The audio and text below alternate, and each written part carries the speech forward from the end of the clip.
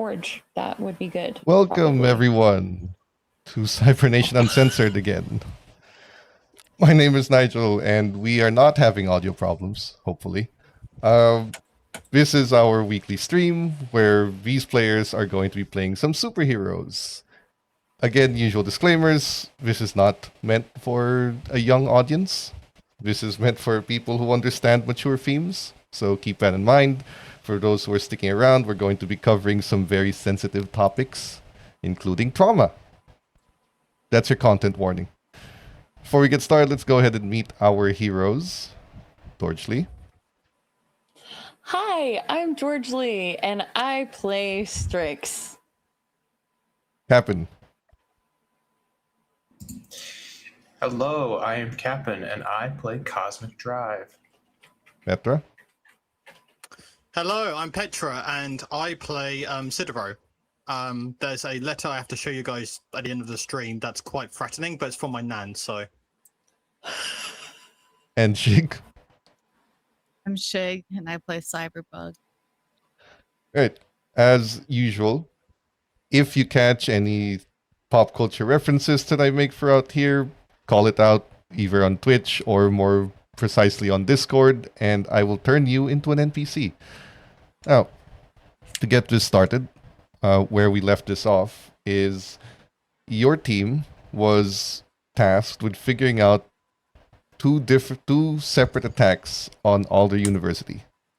Eventually figuring out that it was made by some poor kid in a coma who was comatose by some terrible human being that you can't unfortunately arrest. Because lawyers. There goes my background. Screw it. I'm out of the void. It's fine. Now, you guys have been told to drop it after you couldn't arrest the man who put the kid in the coma, and that Lighthouse would take care of the kid in the coma and all the magical attacks, and that your part of this job is done. Let's be clear on that. However, your handler, Mr. Williams, has instructed Strix, and only Strix, very privately, mind you, to handle this situation in a way that only Strix can. And not to tell anyone else. And no one else is to know. Well, the rest of you are told to enjoy the rest of your evening. So, Strix, you have orders. How would you like to proceed before I get to how human everyone else begins to feel? Okay, so I think maybe while I'm still in the office with Williams, I think Strix will ask, do we by any chance have an invisible hero? He looks at you. You have one. Are they Particular here? reason? Yes. You don't want me to be found out, right? I see. Yes, they're here. I'll call for them. All right. Thank you. The hero referred to as Ghost just shows up right behind you. Mm. You called for me, creepy lady? Yes. I was wondering if it will not harm you or anything. I just need to, if you would allow me to copy your special skills. Sure. Caveat, though. Yes. They only work when people aren't looking. All right. So, but to turn When you invisible, disappear. or you? To turn. Oh, okay. I So was you going gotta to say, make sure that is people it. aren't seen. Oh, right. that makes a lot of sense. I was afraid that you were saying that if anyone looked in your direction, you just immediately appear, which seems like not so great of a power. Oh yeah, I'd be cleaning the latrines if that was the case. Just, find a dark alley, disappear, and you're good. So what do? Do I shake your hand or? Sure. We Okay. can shake our hands. He takes your hand. Why are you so cold? Don't know. That's just how I am. Why are you so warm? Because human blood goes through skin and... Okay, this is a... Yeah, here, just take it, it's fine. Fuck it. Oh, I've already taken it. She's just still holding his hand. So are you letting go anytime soon, or... Sure. All right. Thank you. Cool. Great. Thanks. Bye. You're welcome, and thank you. He walks away. Confused. Very, very confused. Average Strix interaction. True. Would you like to torment this man now? Of course. So, the plan. Strix's plan. I've had a week to really marinate on this. So, the plan is Strix is going to tail this man at any and every opportunity possible. So whether it's easier for her to do it in, like, I would say a crow would probably be pretty, it would blend in pretty well in the city, or like maybe a pigeon or something, but I think a flying form would make more sense and cover more ground. But she's going to essentially tail him wherever he goes. She for sure wants to find out where he lives, what apartment he is in, all of that. And you don't actually need to find that out. It's going to be given to you. Okay, perfect. Okay. So, but I think she does still want to tail him to kind of start. And it's gonna take time. This is not something that is going to be done in like a night. It is something that she's over going several to nights. Yeah, because she is a very patient being, and she has all of the time in the world to do what she wants. So, she's going to find out if he has anyone that he is maybe close with, and see what habits he has, what demons he might have hiding beyond what we know, things that he might be insecure about. So she may even go invisible and look at him in like his more isolated moments. For sure, she is going to get into his home. It's not breaking and entering if you're not breaking anything. She's merely teleporting from one side of a window to another. So when he's away from his apartment, she will go through all of his stuff. Look at photo albums, look at like every single little thing. I think that there's also, and I forgot actually to check and see if it is within our power level, but let me look at this. What? I believe that there's an ability called object reading. There is. And let me see if it is within our no, that's a it's one. not, but Dang that's what we agreed super spellcasting is for. Super spellcasting? Oh, okay, gotcha. So for Benny, you could will access a power regardless if you have it or how powerful it is. Gotcha. Okay, yes, then I will use my first Benny of the night. I have a feeling I'm going to be using a lot for this. Let's take that roll out. Let's get that roll out of the way. It's spellcasting. For Okay. the first part, because you were capable of turning invisible now, and a high level of invisibility which you're allowed to copy. The rest of it will call this a non-challenge. Like, it's very easy for you to do it. This is the first thing that will be somewhat challenging. Question. So I'm not 100% sure on this. So but I just wanted to check. So spellcasting is a smarts roll. Does my like +3 get added to that, or is it only when I roll specifically the smarts attribute? The +3 is only for smarts, and it also acts as the limit, the highest limit for your spellcasting power, but it doesn't add. So you just roll spellcasting itself. Got it. Okay, I just wanted to make sure that was being rolled correctly. That is perfect. Okay. Oh, that is good. Okay, cool. You can spend the Benny yes. To access the power. You want to look into some of his stuff, right? Yeah, so I want to like look at things that look to be old, nostalgic, and I want to sort of find things from like childhood or from his like teenage years, any sort of like weakness in his supposed armor. I want to like find those little things.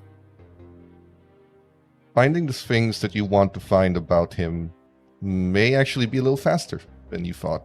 There's a particular belt that he has hung on his closet, and our scene kind of just goes to it, and it's very old. The leather is cracked and not taken care of, and it's collecting dust. It's odd why he would have it here, so it's the first thing probably that would draw your eyes, because everything else is just clothes and his usual things. But this thing is so old and so worn out and unused that there must be some value in it if he's keeping it around here. And you hold on to it, and you see visions of a younger version of this man getting beat with it by his father, instilling in him that excellence only comes from pain. Something that he refuses to acknowledge, but subconsciously does anyway. Okay. All right. So, now that I have my link to his weakness, Strix will leave. I don't know if this is like the next day or if this is like this later. Is for the evening for now. The evening. This is your first evening out, and this is something you're gonna have to do outside of work. So it's a hobby. Of course. The best hobby. Meanwhile, Strix's favorite hobby. And it's an order. Yes. So, it's good. Meanwhile, win-win. The rest of you, when you leave and are dismissed, I need to ask, would any of you happen to have the news on anywhere where you go? Sidero does have it. Sidero does have it like on like his phone. He regularly checks the news on his phone. Cosmic for sure listens to FM radio. He's not the type to have the satellite radio, so he would probably hear the news just by the basic radio. Okay. Cyberbug, do you have, or would you check the news, whether on social media, TV, or radio? Yeah. Then wherever you are, and we'll get to where the three of you are at this moment, you will see a emergency press conference kind of play on TV. And the scene shows director Delilah Michaels addressing the press, with one of the questions from the media being, can you shed some light on the Sidero situation that's blowing up on social media right now? She clears her throat and looks at the press like she's gonna kill them. Daggers straight through their hearts with her eyes as she responds, well, certainly a lot of speculation has been going around, so let me make this perfectly clear. And if you'd like to fact check me, I invite you to check the court records tomorrow, because there will be filings. Let me make this clear. Cydero, as a hero, is not concerned with the optics of your media.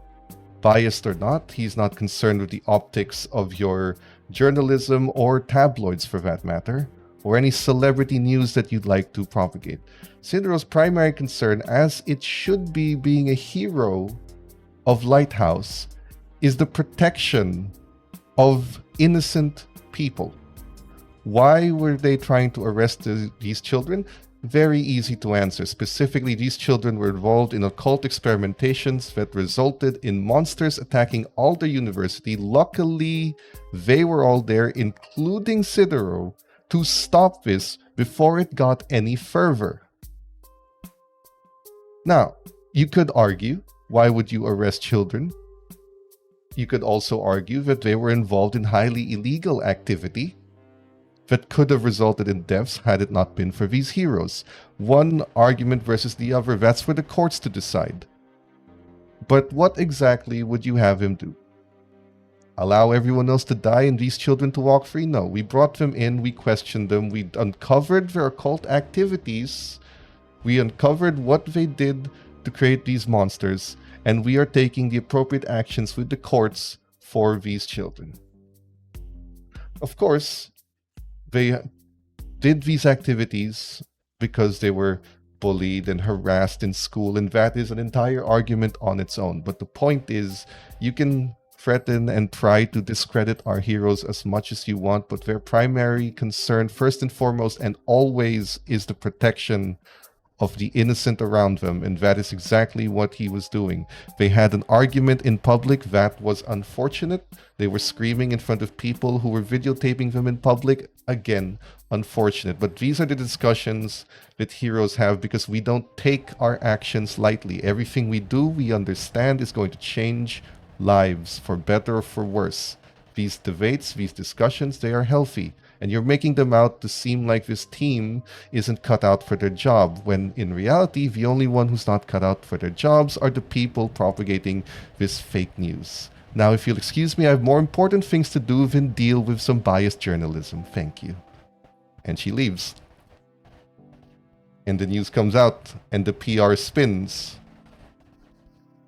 Now, eventually, the news will come out that these children were in fact involved in some activity, but they're not going to be charged with criminal activity because no one was harmed, it was stopped, and it's, as far as the four of you understand, a deal in the background where Lighthouse protects the image and these children don't get their lives ruined by protecting it. So it's sort of like, 100 hours of community service and banned from all forms of magic from this point forward. Which they're fine with. But it is a cover-up, nonetheless. But it's a cover-up that feeds everyone. So, assuming you don't spend your human half of the day together, and if you do, just let me know. Jean, what does Jean DeCalb do off hours? Well, I imagine the superhero outfit isn't really much different than his actual everyday wear. The only difference, for those who don't know, is he takes his wife pleaser off, and he takes his sunglasses off when he's in superhero form, that is 2 steps. And so he very much views himself as someone who is not on the job 24/7, but if someone was being an asshole, he would probably step in. And so what he aims to do is there's probably a local bar that he likes and frequents. Maybe it's one that plays some wrestling events that he likes to watch, and so he'll go to this bar and he'll watch some of the events just in the corner by himself with his glasses on and his typical garb, but his muscles aren't showing as much. He doesn't stand out as much but that's like saying a caribou doesn't stand out in a field. You know, they're gonna look weird regardless, but they're not like gonna be overt about it. When you watch a local wrestling event and the camera pans to your face as your reactions as you're watching the moves being struck, the theatrics of it all, the fans cheering as an elbow drop comes from the sky, does any part of you miss it? The simpler life? Or is your new life everything you wanted? I think some of the same holes that would be with not wrestling do get filled a little bit with being a hero, because there's some similar theatrics, there's some similar TV media persona pieces that comes with it. It's not as scripted, of course, but you know, Gene's a firm believer that sometimes the unscripted pieces of wrestling turn out to be some of the most impressive and rewatched parts. And so he doesn't miss it so much, but he does find a lot of nostalgia in watching it back. Origins. Just where you come from. I'm assuming you're going to your old stomping grounds. Old in the sense of he's only been in this city for 2 years maybe, and so he would be going to these locations that he has been going to for a couple of years. Have you performed here before, would you say? I don't think he wouldn't have performed here. He's away from home in that regard.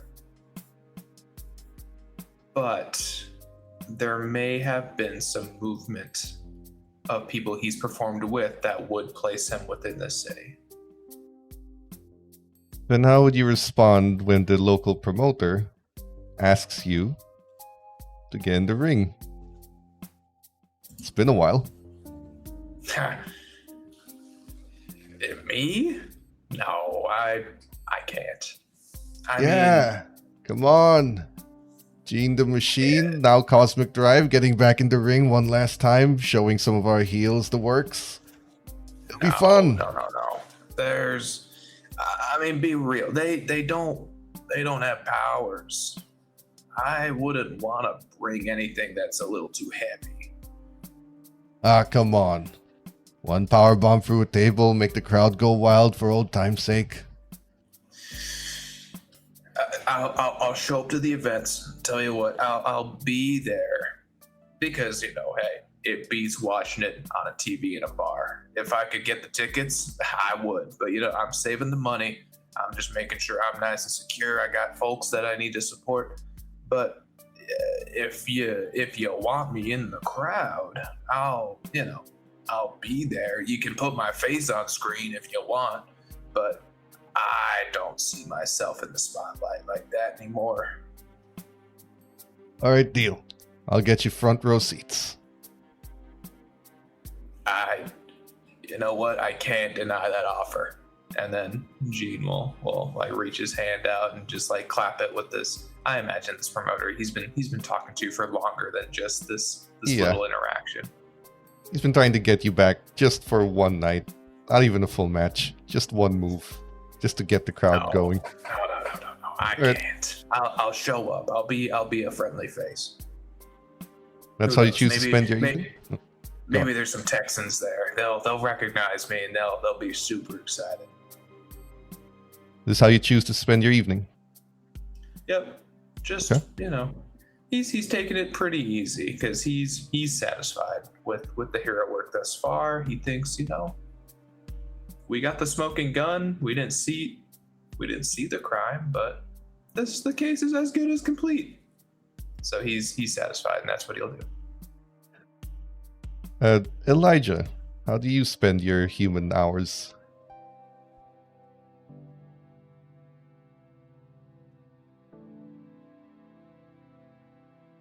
No. Can't hear you.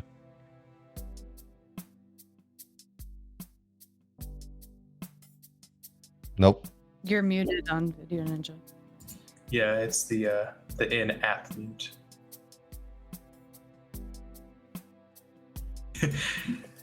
We'll Gotcha. Here's what you're gonna do. You're gonna go to the cog and you're gonna change your audio source to the correct one. we'll figure that out in a bit. Cyberbug or rather River. How's your human life this evening going after submitting your project about, like, say, 2:50 from the 3 o'clock deadline? I made it. Well, I have a very special model car to bring to a certain someone who lost their car. You go to that professor. He opens, or you open the door to his office. Yes, what is it? I'm rather busy. Reeves, I'm here to beg for another grade bump. No, I'm doing fine. And I'm just not begging. A matter of okay? I'm just perspective. asking. No, I heard about your car, so I decided to get you this. He takes it.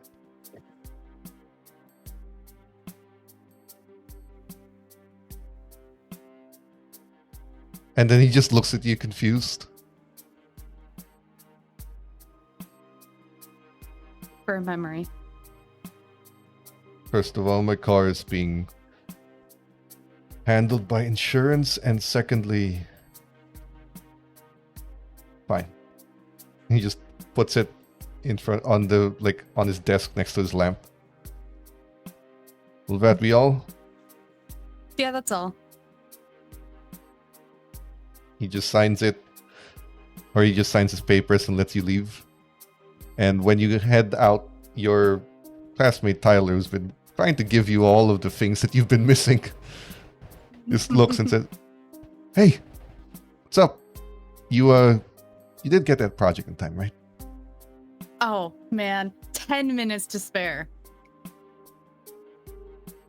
You really like cutting things down to the wire, don't you? I guess I like the thrill of getting things done quickly at the last moment. Anyway, you want to hang What's out? his motivation? Yeah, I'm free for a while. Cool. There's this new arcade bar that just opened up. No way. Are you serious? Yeah, apparently they bought that old gas station that wasn't making any money. Oh my god, we gotta go. Come on, I'll drive. Dad let me borrow his car, as long as I don't scratch it, and he doesn't find out that I took the keys.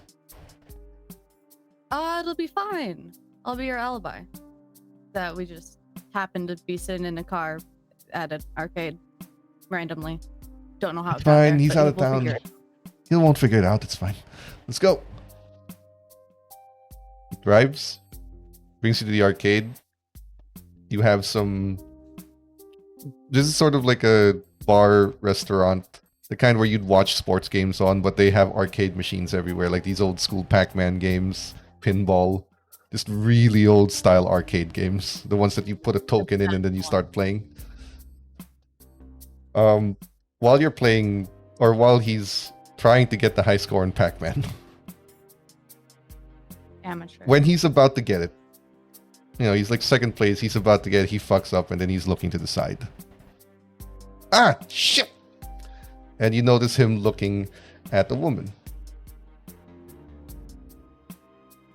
Classmate. Do I recognize her that well? You two are pretty close, so yes. Her name's Kelsey. She's in your classes together with him. Gotcha. Okay. Shit, damn it! Oh. There goes another quarter. Man, you were so close. How'd you fumble that? Let's just go get some wings.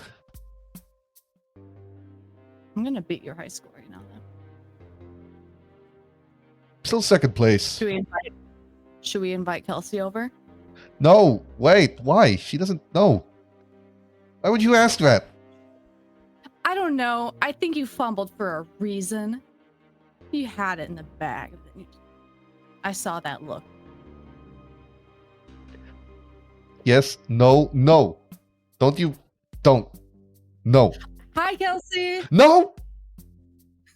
She smiles and waves and comes back. Hi. What are you boys doing over here? Pac-Man game playing. Want? We're gonna get some wings. You want to join us? Wings. Right. Wings. You want some wings? Actually, we're just here to pick up my brother, but maybe next time? Yeah, Yes. okay. Next time. Okay. Bye. She leaves and then he punches you in the arm. What the fuck? How could you? I'm trying to help you out here. Didn't ask for help. And there's nothing to help. Well. Oh, sure. How long are you just gonna be standing around looking at her before you say anything? You know I've what? seen movies. I know what happens. know You what? wait, and then all of a sudden it's too late, and then you're gonna hate yourself for the rest of your life. Okay, And she's that's a gonna go get bit married, dramatic. and her husband's gonna die, and then you're gonna swoop in at the last minute. But then tragic accident's gonna happen, and you die. And now she's left all alone. Okay, I've seen this happen in movies. Okay, what the fuck kind of movies have you been watching? I don't know, just random movies. Okay, Low budget movies. does everything you watch end up a Taylor Swift song? Honestly, I think it was just one movie I saw, but it just really stuck to me. Well, I will talk to her when I feel like it. And you know what? Just for that, pay for your own wings. And he goes to the table. I was going to anyway. Yeah, sure. He just Can you buy me a eats Soda with you Pop? and completely denies everything. And he looks at you when you ask that and says, yeah, fine. And then he reminds you of your exams next week. It's next week already? Yeah. Remember, you have all day exams for several days because of how many you missed.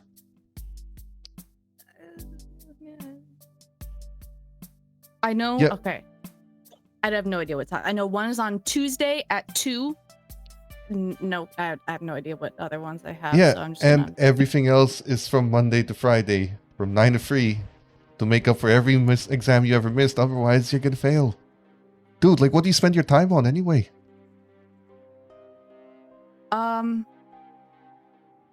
Projects. Like, On? and now, honestly, now that this place is open, I'll probably be here quite a bit. So it's probably not gonna be good for me. Dude, we have like the lightest schedule in the university. How do you still not have time to do shit? Like, what do you do with your days? You don't even show up to class. Well, busy life. Things. I like to procrastinate. Okay, Mr. Vague. Keep your secrets. Look, okay, you want me to spill all my secrets? Fine. I don't set alarms in the morning. I wing it. I wake up when I wake up and I feel refreshed, and sometimes I miss class. Remember, our classes start at 1 in the afternoon. I go to bed late watching these movies that have like a $100 budget. Okay. Yeah, you do you, man. Just saying. I will. Trying to look out for you here. It's working, and I appreciate it, but I got it down. It's working. Just don't forget your exams. You know? And, whenever you have the time, I guess, if you want to look at my school project, you said you would 2 months ago. Let's do it now. I got time. Okay. He eats his last wing, drives you to his home, very, very carefully parks the car, and you see a mechanical arm. I'm trying to improve on that bionic arm thing. You know, on the news, there was this girl who was amputated from an early age, and they kept giving her this bionic arm that kind of works, and works with that. Her thoughts transfer to it. It's a little clunky. Yeah. So I was thinking we could improve on it, but yeah. He looks at it, tries to attach it to his hands with the nodes, and it doesn't seem that much improved. A little quicker in the response. And then he doesn't seem to have the strength part down because it crushes a wrench on accident. Yeah, that's not going to be a good handshake. Can I do like? Do you want to help him with this? Yeah. Would it be like electronics? Yes. Or repair. It's either the mechanical or the software, whichever one you want to touch.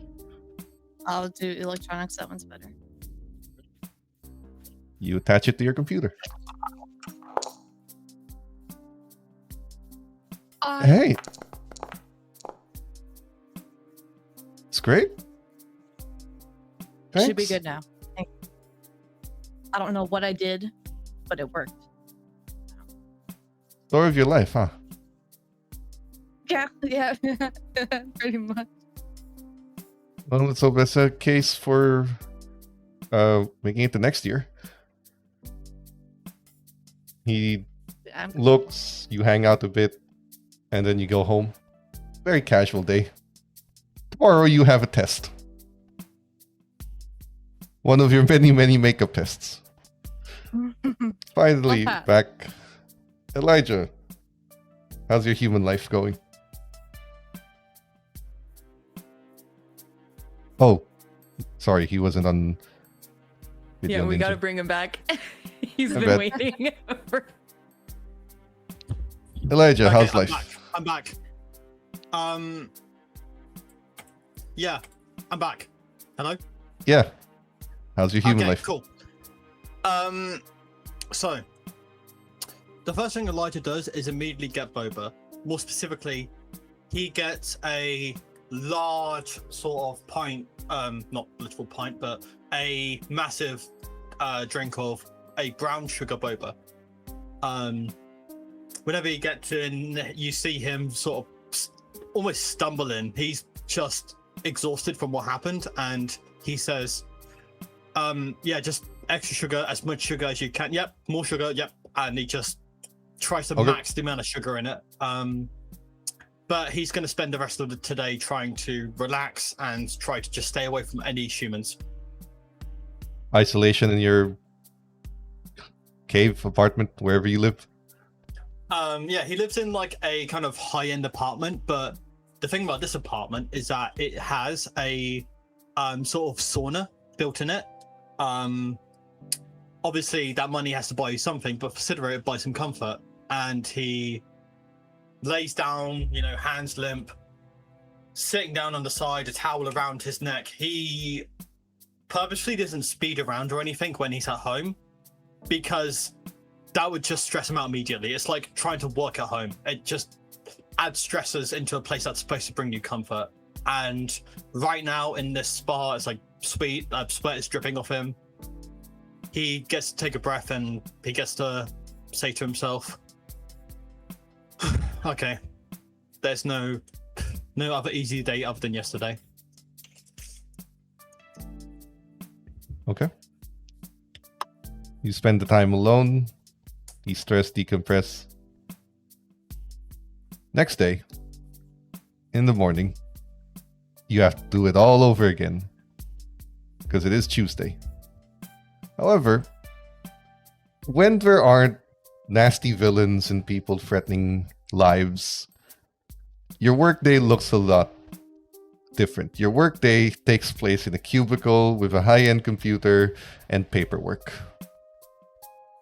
and office talk and various mundane things that are so unglamorous. But when a job isn't happening, this is how it's spent. Filing yesterday's papers, figuring out what's going on, Strix having to do a particular thing so you're not here, the rest of you having, call it water cooler talk if you want to, with other heroes. But it is a very mundane day. Unfortunately, one that Cyberpunk's not allowed to skip on, even if you are not necessarily needed. Because this is part of your job. Would any of you like to catch up with anything, do anything in the office? Again, besides Strix, who isn't here.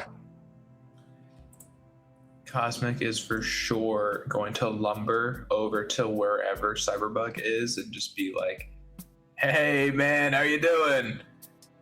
How are things?" Oh my god, I need a distraction. What's up? Hey, I'm here, and you know what? I come with a golden opportunity. It's what do they say?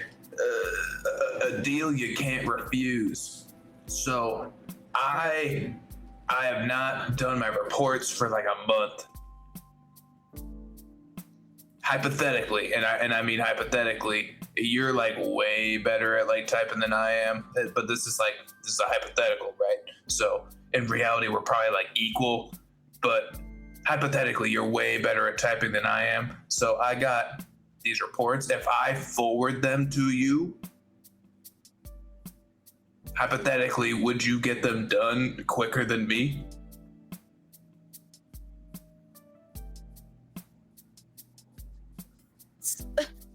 What? What? Do I need to like repeat that? No, I thought you were gonna bring me on like this whole side quest, and we're gonna do these things that weren't work related, and now you try It's to. not. Did I not? Did you miss the part where I said golden platter, or was it like silver platter? How? It's a report that I need to do that I don't want to do, and I think that if you get it done quicker, then we get to go do something more interesting. I have a better one for you. Yeah? I'm gonna finish my work, and then I'm gonna go, and you're gonna be stuck here. Okay. It's just like being stuck no. at dinner. You can't eat the rest of your food, but then your mom's like, "You're not leaving this table till you finish that." Everyone else is in the living room watching TV, having a good time with ice cream, and you're stuck. Hold on. When you get your things done, I want you to time it, because when you come over to see the things that I'm doing, your things will be done, and I might be like a fifth of the way through it. So if you think about it, you get all your things done, you get my things done, and now we're both complete way quicker than we would have ever been. why? I don't know. Do you like sitting in a cubicle? No. But Me neither, What? man. Why would I do your work? Because if you do my work, I'll sit on the sideline and I'll entertain you while you type it up in a way quicker fashion than I could ever do. This doesn't seem Cyberbug. like the fair situation. In the midst of your stress, the computer is typing it for you. I figured I was gonna. Like the keys are clacking themselves. Yeah. Do you want to like explain that one? Can you like put that on my computer? Look, no, okay, you're good at punching things. I'm good at computers. Okay, I'm not. Yeah, you're good at punching keys, and I respect that. But the issue is your hands are off the computer and it's punching for you. It's all I'm hearing is that we're not friends. I hate to pull that card. I thought we were friends. No, you're not gonna guilt trip me. It's not gonna work. Let's stand my ground. I'm just kidding. Hey, but you know what? When I get these reports done in 3 to 5 business days, we'll hang out. 3 to 5 business days. Like a You could 3-page have been report. typing this entire time. I know. I would have gotten 200 words. Maybe you should go do that. I'm very busy. You know what? I believe you, and I respect that. I just wanted to float the gold and silver platter before you. There's nothing in it for me.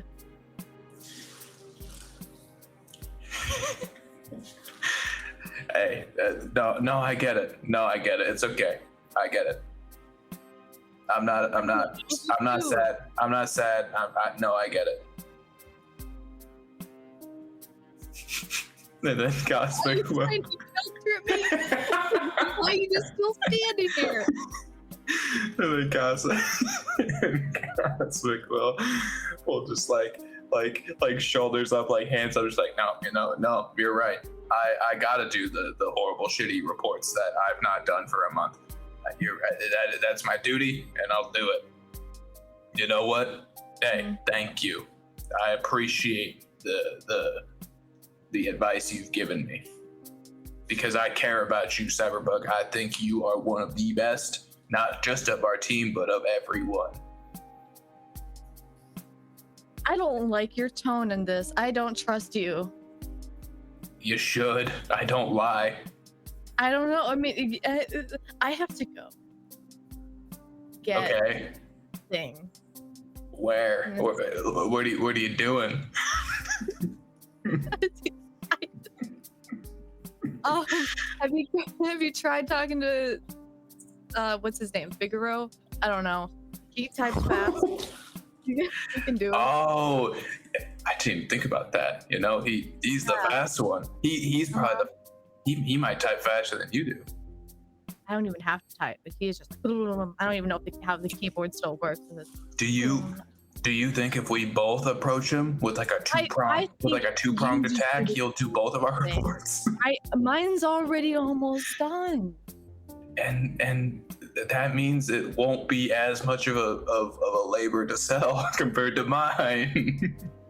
Why don't you go talk to him? I'm gonna go do my very important thing that I need to get done. Gotcha. Mm-hmm. No, I respect you and your time and all the things you do. I'll see you around. Hey, 3 to 5 business days. That's when I'll be available. Okay. Yep. And then we can we could watch Underworld or something. For some reason, that's on the mind. Okay. And then you better go do that. Cosmic is gonna do the, like, he's walking away but very slowly, as if he is trying to milk as much time away from his cubicle as possible. So just brings up a good point. Does Sidero speed type his reports? No. He doesn't. If there's no need for him to use speed, then he won't use it. But I'm assuming you do it, on time. Like, you do it as needed.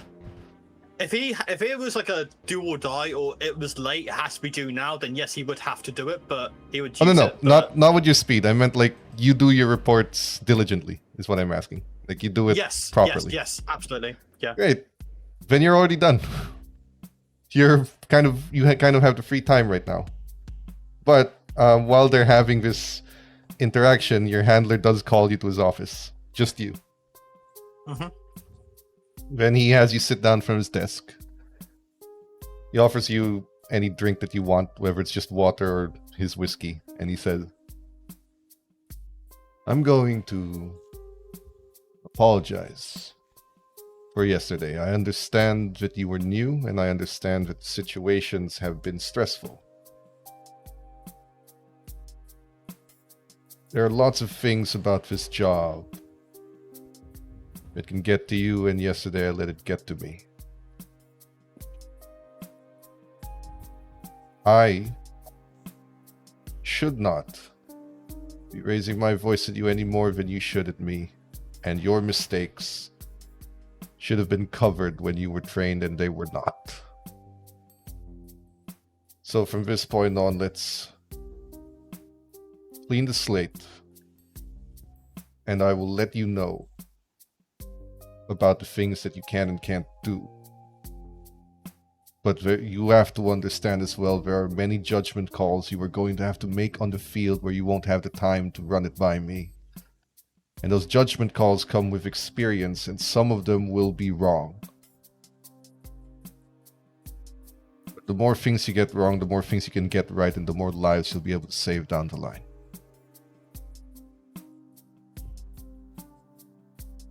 Everything that happened yesterday, we fixed. But there will be more things that are going to happen, and you have to understand that. You and the rest of your team are going to make many mistakes because you are new and that is the nature of the job. I need to know that you can all learn from it. Not just you, but everyone else. You understand? Loud and clear. I mean,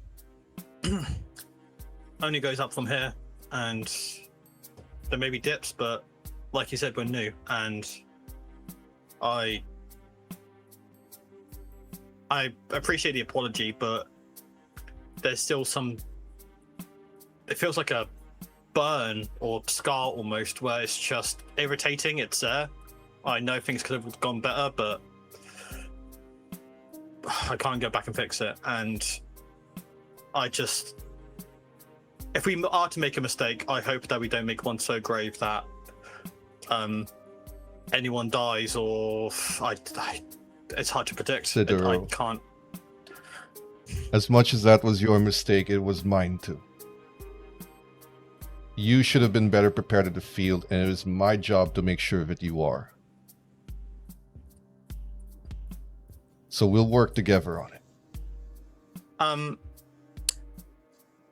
If one big help, one massive assistance would, and if you're going to get, obviously not all the time, but I am going to be calling quite a bit about authority and obviously authorization on certain actions, because although we're superheroes, we're not trained police officers, and we're not harbingers really of the law as much as a lawyer is. So some, not legal advice, but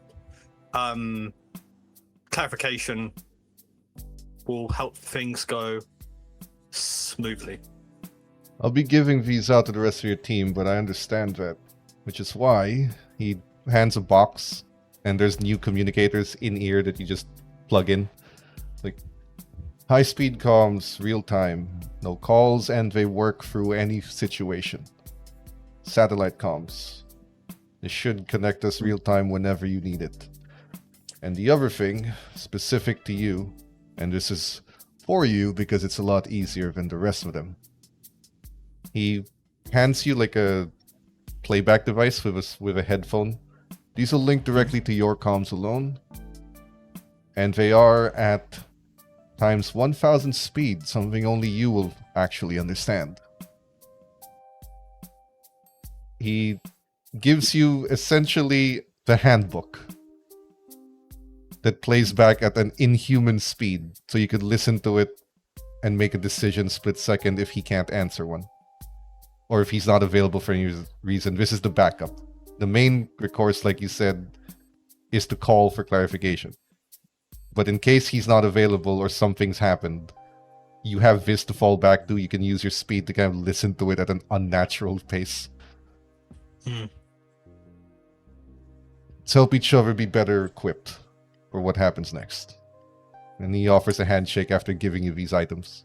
You are a good hero, or at least I believe you can be one of the best. But we have to learn along the way, don't we? I have a lot of people to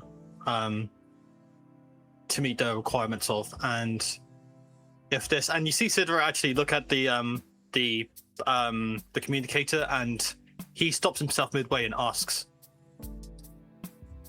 "This is for I can communicate to Strix, Cosmic, Pretties, right? Anyone.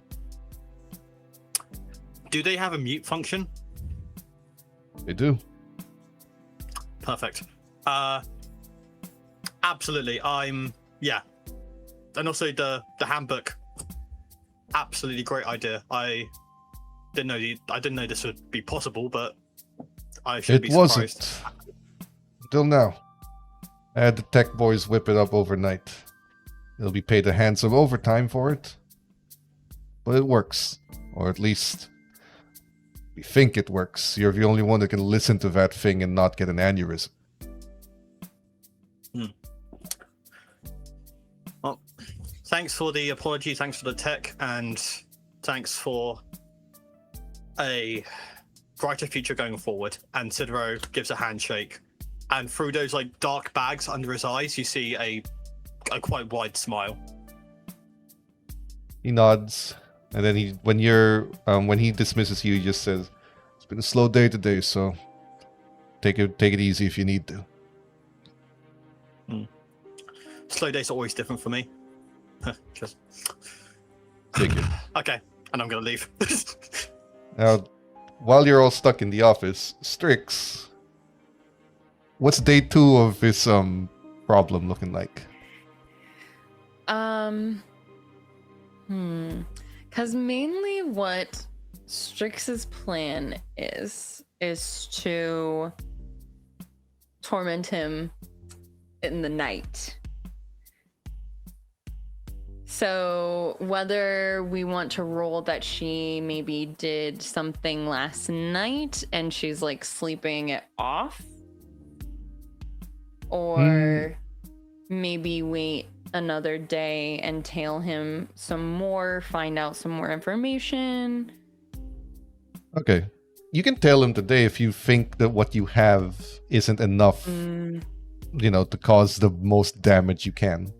I mean, I think I've got. I mean, anything with parents is just a gold mine of misery and sorrow. So I feel like I have enough. Okay, so you can wait for the we- evening then. Okay, yeah. Unless there's something you want to do in the day. Because in the day he's at work as usual. Well, there's a certain someone Oh. who I've been dying to visit. In the club then. Yes. You enter, and as I mentioned before, it is closed because it's the morning, but there are some people walking around, inventory, cleaning tables and the like, and you will see him on the balcony that overlooks the floor. And when you enter, he can very clearly see you immediately because he's looking downwards to the floor. And he just says, "Strix!" Hi. And he comes up and floats down from the balcony. Oh, very good. "It's good to see you. You as well. Can I get you a drink? Perhaps something human or something more native to you?" You have something native to me. Well, now I'm even more intrigued. He snaps his fingers and a few bottles start moving about, and some of them with ingredients you recognize that are hard to come by in this world.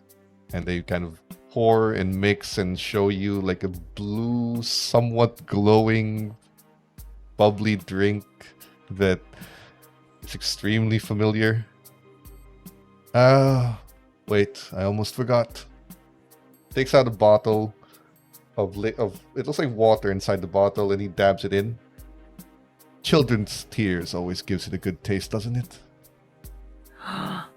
And he It pockets is my favorite addition. and he moves it to you. And he lets you drink it out of a nice little straw. And it tastes exactly as you remember it. Oh, it tastes like home. It has been so long since I've had anything like this. Be surprised how difficult the ingredients are to come by. I don't think I would be surprised at all. Enough. Particular reason you've come here? Well, I mean, the last time we saw each other, you said that you knew and that you could help me. I should. I'm intrigued as to what it is that you think that you know and how it is that you think you can help me. I know you're stuck here, Yes. and I know that it's a bond And I know that you've done it to yourself and put yourself in a corner. That is true. Have people been talking about me? No, actually, Or have you been asking? I've made guesses. See, I make it a point to know everyone in this city who doesn't come from this world, let's say. But you were the anomaly. I've seen centaurs, satyrs, I've seen minotaurs, I've seen vampires. But you, different. A little bit of detective work and a little bit of guesswork, and it eventually dawned on me that there's something that might be forcing you to stay here. Given things like you don't typically like staying here for very long. No. And the nature of the world has changed from what it once was, hasn't it? Yes, it has indeed.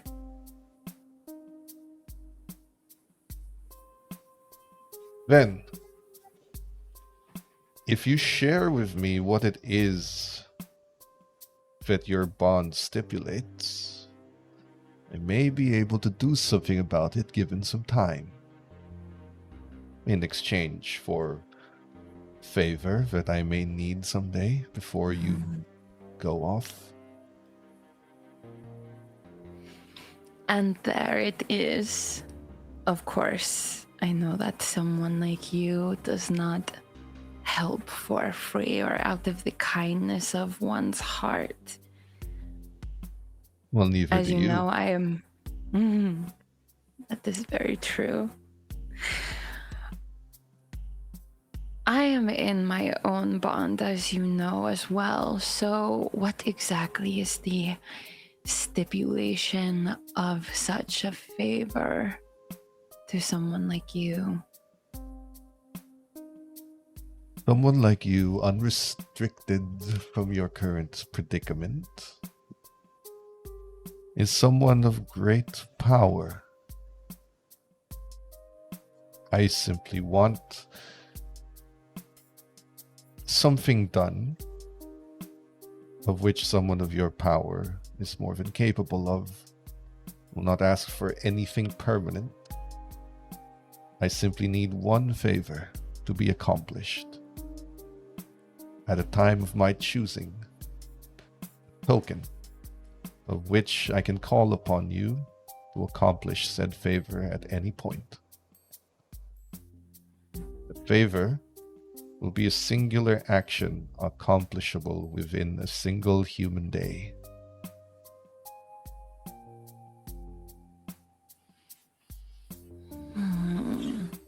Clear enough? I will say, let me think on this loud. I will say, though, I am enjoying the flattery because you seem to understand respect of power when you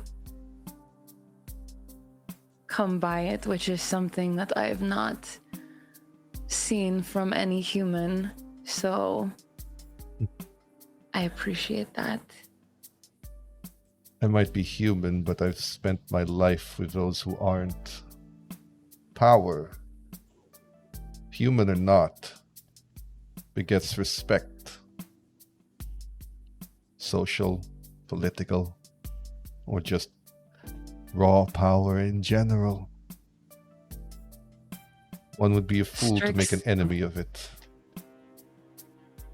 Strix gets really close after he speaks and it goes, so you are human. And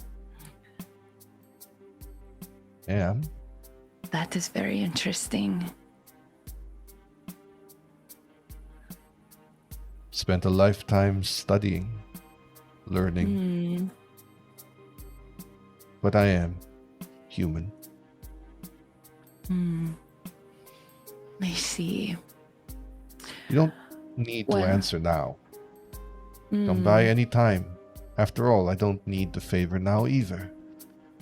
I just imagine it would be incredibly helpful to have one such as yourself owe me a singular favor. Well, you are right in that I am a very good friend to have. If we could call that the temporary allies, maybe. I will say that Business partners. I don't so much like business. It is too clinical. Contracts, legalese. Ugh, no, I am much more of a face-to-face, verbal deal kind of a being.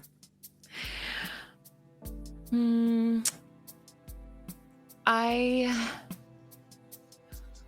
made this deal to get myself out of a rut, which this is helping quite a bit. I require more time to get what I need out of this bargain. Of course. Because it is mutually beneficial for me and our Mr. Williams. But after, maybe I could owe a favor. You It can come sounds by fun. whenever you like. I don't have an expiration date for this favor. But you say that this deal is beneficial. I have one question. And this is more a matter of my own instinct and curiosity than it is about you, but has this world's otherworldly power waned so much that it has become a strain on you? Yes. Or it was, though it seems as if the people are believing in magic once again. So, who knows what this world will be like in a few years? But it has been decades. And it's still Centuries. centuries since then, but it has been decades since people started believing in the old magic again. And yet you are still in your predicament, which does not bode well for me, unfortunately. No. But I was a recluse, one could say, for the past few decades. Having a prolonged nap, I did not have a chance to get my strength back, and with technology, there were less and less people coming to me as there once were. Now, in this city, there is so much more fun to be had. So, I am not concerned over the amount of time that it will take for me to rebuild my strength. One just has to be a little patient. But I have all the time in the world. You'd be surprised about how much time a human can have when they put their mind to it. Thank you. And if you ever Thank need you. it, feel free to drop by. I will definitely be coming back for one of these. And she takes the drink and then she just like slams Gulps it it. back. Gulps it back. Now, when you exit, about lunchtime when you're called back to the office, and I don't know if the four of you eat together or not, if you'd like to. Sure. Okay. Whether you're together at the lunch table or not, you are called to the office by the time it's over because you finally have something to do. This city is not the kind of city that stays quiet for very long. But your handler calls to the four of you and tells you that finally have something on the table. Take a look at this. He shows a CCTV video from a nuclear power plant of a guy going up to one of the reactors and draining it of all its power. The reactor has been shut down. Several of the employees seem to be suffering from radiation poisoning. Even if they weren't touching him directly, just as him walking past them, the security tried to stop him, put a gun at him, and then they started going on their knees and throwing up, losing their hair. Like a rapid-paced radiation poisoning just taking over. This one seems to be dangerous and highly radioactive. He hasn't been seen on the streets, and the power plant is located a couple of miles outside of the city limits. So start searching from there. And some of the tech boys put up a more flexible hazmat suit for those of you who aren't, well, immune to radiation. He just prepares a suit for basically Sidero and Cosmic because Cyberbug is protected as long as your suit is sealed, and Strix is immune. I was wondering, I'm like, who's radiation? Oh, yes. Under poisoning? Yes, it's a disease. Yeah, It is okay. poison. It's poisoning. So you're immune. Radiation poisoning. over the mech, and The mech suit is just naturally sealed, so you're fine. But he tells you to go to the reactor. There's no one on scene yet because no one is capable of going there and not dying. The suits are specially prepared, so they're kind of more body hugging than they normally would. But he does hand them to you to wear on top of your regular garb, and tells you to head straight to the reactor. Wait, question. Yes. Does this guy like fly or something? The cameras broke soon after this altercation. We don't know the extent of his ability other than clearly absorbing radiation. I see. I asked that because if he's just walking on like a sidewalk, I'd imagine he'd leave like a pretty stinky footprint if he's radiated. But we haven't been able to detect anything. The satellites are currently tracking any form of radiation. However, they haven't come up with anything yet, so he's clearly on the move. But he's not moving anywhere public. He should be somewhere in the forest around the reactor. Start there. If there is anything that pops up on the satellite, I will let you all know through the new comms, which he hands all the four of you, just an in-ear communicator. Sidero has his. Take yours. Oh, I didn't get duplicate. Okay. Cool. Any other questions before you leave? Do we have an estimate of like how much rotogen like he's emitting? Are we talking Chernobyl levels per minute, or are we talking like regular average radiation poisoning levels per rotogen? Right now, we only have the CCTV footage to go by, but our scientists estimate that you're looking at something 3 times of Chernobyl's output from the disaster. Being emitted, that is. So rotogen in Chernobyl, that's 20,000 times by 10. So 100,000, that's... Okay, I see why we're called for this. Yeah. The suits are specialized. Okay. However, keep in mind, if that suit is punctured, let's hope you have a healing factor. Try to avoid the fight until we know more. But if you have to get into a fight, do not get those suits damaged under any circumstances. It will be bad for you.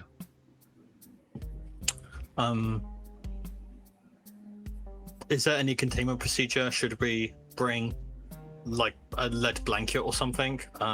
Because obviously if we were to detain him, there's still the radioactive element there. So we have a lead container carried in the truck, which you are allowed to drive there. Obviously, carrying around a giant lead box is not ideal, but unfortunately, we don't know if this radiation gives him any form of strength or inhuman abilities besides it. So we have no way of knowing if the containment unit's going to work.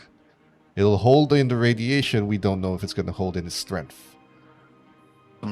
Recon is best for now. We haven't seen any deaths besides that which happened at the power plant, so we're not entirely sure just yet. If you think you can handle him in the moment, feel free to use a containment unit, but if you need more information, until there are innocent civilians at risk, treat this as a reconnaissance. Got it. I have no more questions. Right then. Head out and good luck. The suits are handed to you by the people here. So, is anyone driving the big metal truck? I'll just Sure. control it. Sure, you got it. It is. I got It is unfortunately very slow because it's holding a giant lead container, which is slowing it down significantly. Strix can control it, or Strix can drive it if you want to. Cyberbug can have it follow you, auto drive. It's very my easy God. with your powers. No, it's giving Strix the child wheel and then driving. the parent drives the car for real, but they have the child wheel, so they feel like they're driving it. But Strix is in the driver's seat, but Cyberbug is controlling. I feel like Strix literally has mushrooms she can throw out the window, but For what purpose? Is Strix Just so actually that riding they- in the car? racist. Like, is Strix actually going to ride in the car? Because you can just teleport Yeah. and be there as quickly as Sidro Yeah, is. Okay. I'll ride in the car. Is anyone else riding in the car, then? Yeah. So, Those who can't, I suppose. three of Those who you are in can't the truck, teleport. which means Sidero is first on the scene as always. Unless you also want to ride in the truck for some reason. No, I'll arrive first at the scene. First, you have the nuclear reactor, or the power plant, which is no longer in any danger because all of their uranium pellets have been drained. All their active uranium pellets have been drained. So it's just a concrete structure now. There are several bodies here. Some of them have already made it out to the streets to the EMTs. Some of them have not had it as bad. If you have the science skill, I'd have you roll that. If you don't, Correct. then it can be... Without science, it can be research. Cool. Shall I add investigator? Yes. Cool. Okay. Oh, that's a raise. Alright. First thing that you notice, the proximity matters. When you're emitting that much radiation, normally the proximity, meaning the distance of this reactor, would be negligible. Like how big this place is, how far you are within the parameters of this reactor, that would normally be negligible. However, in this case, because people who were further away are only suffering mild symptoms, and the people who were closest are the ones that immediately died, when he emits, it is localized. Meaning there's only a certain amount, or there's only a certain radius from his body where it is its most dangerous, and then it gets dissipated very quickly. So it doesn't follow conventional physics, let's say. The closer you are to him, the worse it is, and then the further it goes, the more it becomes a tolerable range. But still, from that distance, people are still getting mild symptoms. So distance matters. to you, the worst of the effects that you cannot come back from upon researching this area is roughly within 10 feet of him.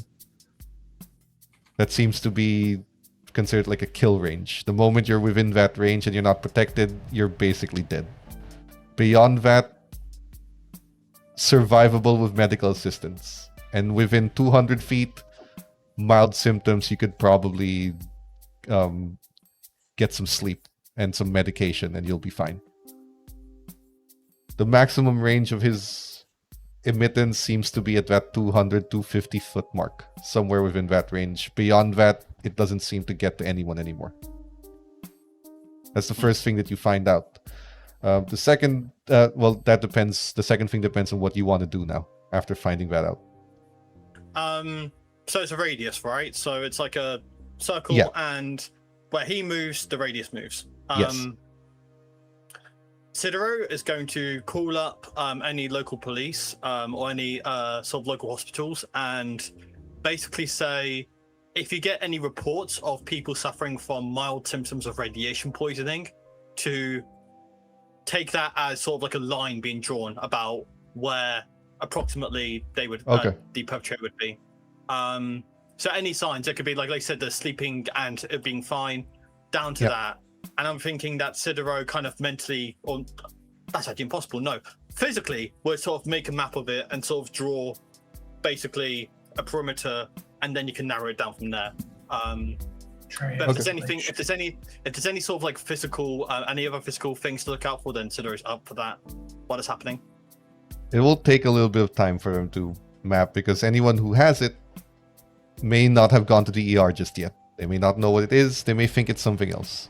So they can't do it right now, but they are on alert since you've given the instruction. They will check, and the police will start making any calls or start putting out the bulletin that if anyone's feeling X symptoms, go here immediately, note where you are when you started feeling it.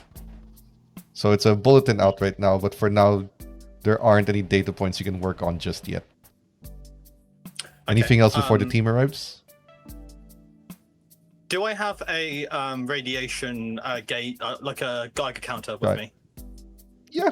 If they, given the situation, they would have given you one.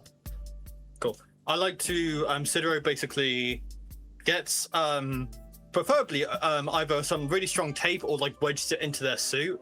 Like this Geiger counter, puts it on his like chest suit and just has it turned up, aka the audio for the like the classic clackling sound effect. And I'm going to prepare that just in case, but for now I'm going to wait for everyone else to arrive and then I'll go from there. The odd thing with the Geiger counter is it's not picking up anything. Well, because it's a radius. Yeah, but what I mean is that normally when you emit radiation, it's going to stay in the background. Like, especially with that level. You know, like Chernobyl's still hot today.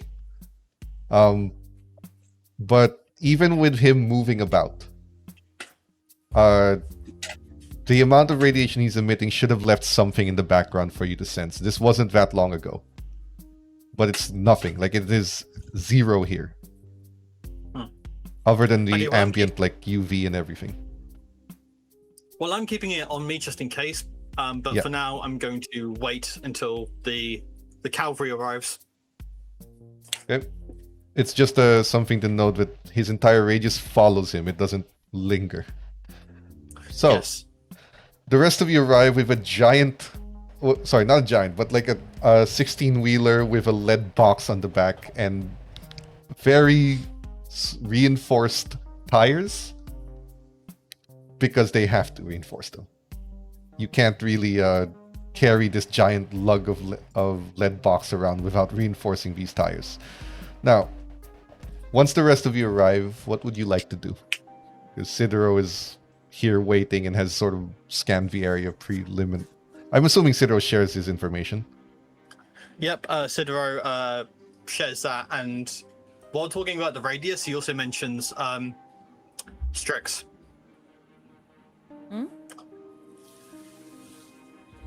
I hope this isn't another magic thing again, but the properties of the radiation poisoning and the way that it affects the area around it. It's just not really making much like physical aerodynamic sense in terms of how the radiation is being transmitted. So can your world magic possibly include radiation? Is there any spells for radiation?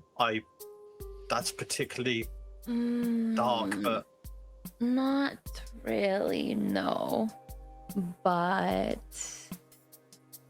I might be able to track it.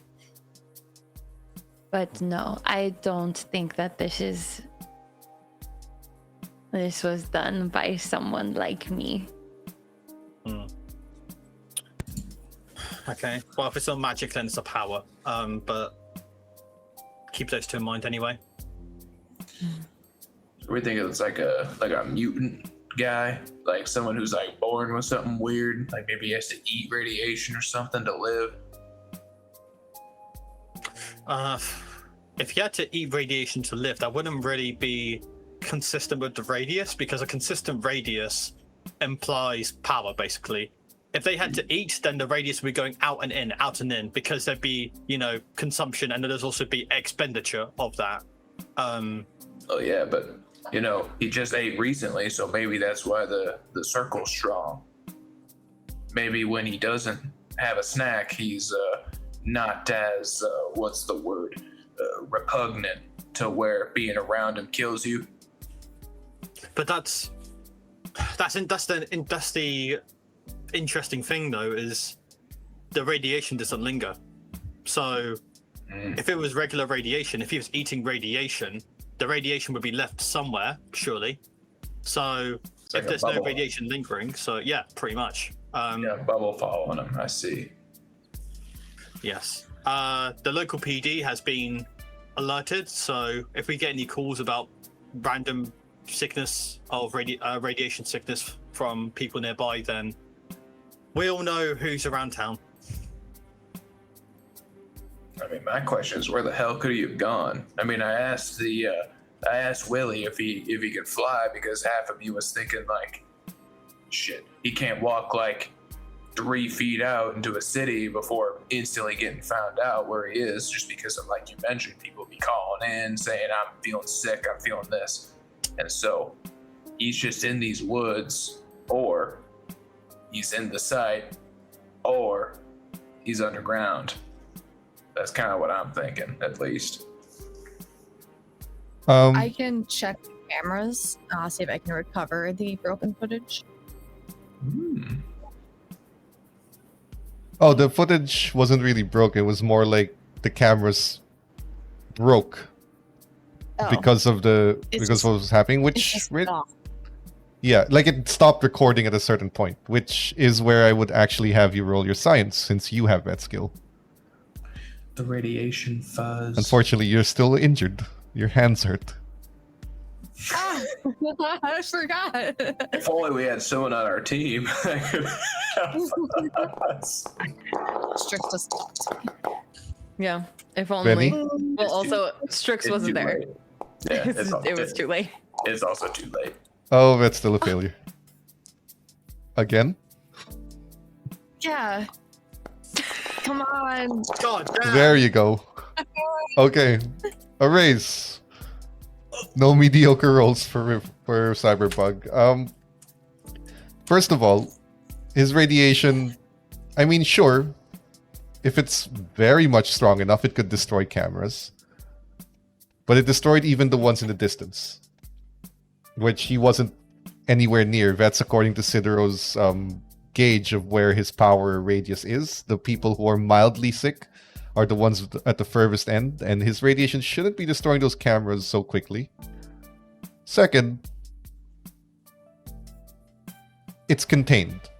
Radiation doesn't have containment like that, except for certain circumstances, like an electromagnetic field kind of built around it to hold it together.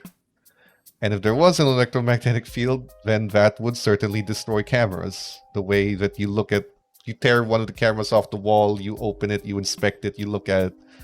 It was not destroyed in any kind of way that radiation would. It was destroyed in the way an EMF would, like the word escapes me, but like an electromagnetic pulse. EMP. Yes, thank you. The way an EMP bomb would has fried its circuits, which means that this guy is not only walking with radiation around him, he's also walking with a way to contain it around him. Okay. And we don't have any also idea. that kind of translates to why they're not able to detect it, because it's contained and it's probably messing with the readings from your satellite, which means the satellite needs to be reconfigured to find a very strange electromagnetic field rather than actual radiation. That's at least what Cyberbug figures. Alright, yeah, I'll relay that to everyone. You can tell that all by a camera. Looks the same as me. You don't have good camera vision then. I don't know what to tell you, man. No, I must not. It would actually be useful to get schematics or a rough area plan of where he was last seen going to, because you brought up a good point, Cosmic. Where is he going to? Yeah, he ate this reactor, and like, what's he want with it? You can have like a digital schematic that you can put on your phones to like see the satellite imagery of where he could go. Since you're informing your handler of what to look for, the satellites immediately pick up a very strange electromagnetic field just moving about in the forest about 10 or so miles away from you right now. Okay, we have our target. Go, go, go. And Sidiro's going to speed off. What? Already? Would Strix like to teleport?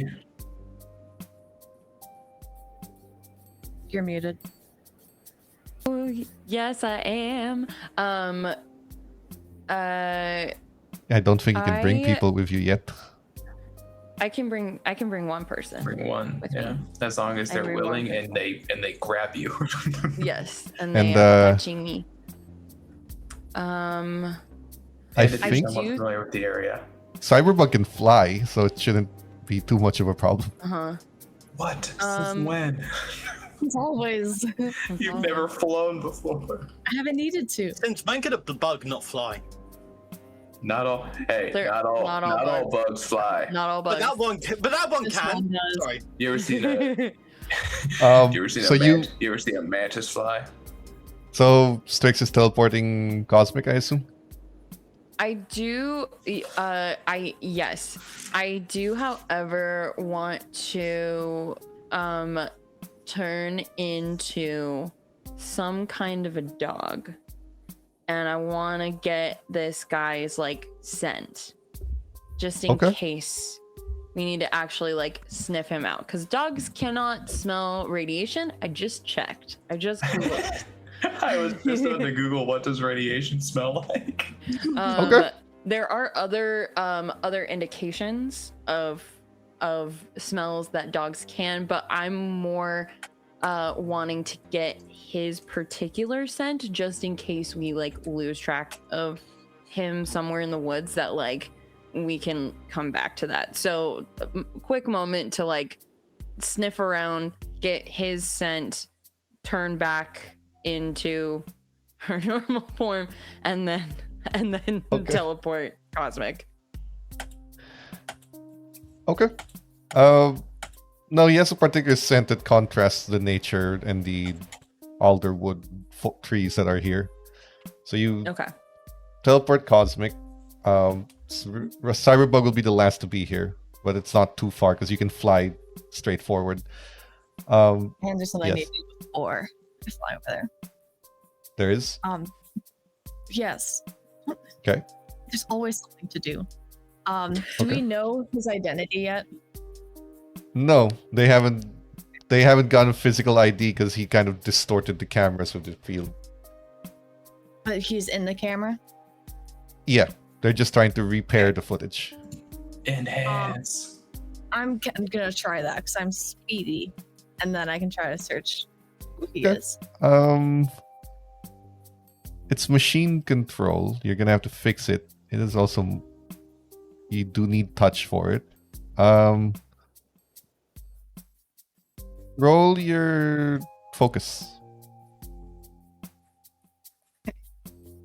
Once I find it. There it is. Okay, come on. It's part of your super genius. Great. You hold on to the terminal where the footage actually is. And you try to get this machine to work in a manner that it wasn't meant to work for, because enhancing doesn't work like CSI would have you believe. Does for you though. Dead pixels, put some back in, fix it, and you have a face to present, which can be run through facial recognition, but that will take some time. And fortunately, you're not in the database. So you can start flying while it's running in the background, but you can't do it right now without taking too much time. Because you're not where the database is. That's where you'd have to be to make it go faster. Because it requires touch. So then you begin to fly. Sidro gets there first, staying the 250-foot limit just to not test your suit out. Just to make sure you don't test its limits. And you see him grabbing onto his stomach, holding onto a tree, and in a lot of pain. Just... Oh! Ah! And he's moving about. I'm going to radio in. Do we have a driver for the lead truck? Cyberpunk can have it rampage through the forest. Cool. I'm gonna send a sort of the GPS locations for the truck to the current location. While also doing that, I'm also going to get on the line with any sort of authorities nearby and say, okay, we have an exact location of the cause of it. If there's anyone within this radius, I have a direct line. Yes. Yeah. They patch you in. It's like, do you need anything from us? We're not sure how we can approach without radiation. Yes. No, I wanted to say, anyone within this radius, and I put out like the radius sort of like the radiation. You may want to evacuate them unless you want a lot of radiation poisoning victims. That's park ranger territory. We'll get them in contact. We'll get them out of your way. The park rangers are coming to my rescue. No, I mean that's the territory where the park rangers are closest, so they'll be the ones helping you evacuate and get people out of the way. Okay.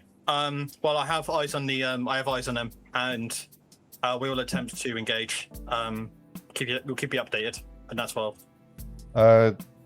Before Strix arrives, you basically get an update from them, Strix and Cosmic. You get an update from them telling you that the local people traveling the park have been promptly evacuated, but the park ranger says that he seems to be heading towards the nearby waterfalls. The issue with that is those waterfalls and fresh water are a very strong source of fresh water for not the city. They have water treatment plants, but the wildlife. That's gonna kill a lot of animals if he gets to the water. The salmon. Now, not the freshwater salmon.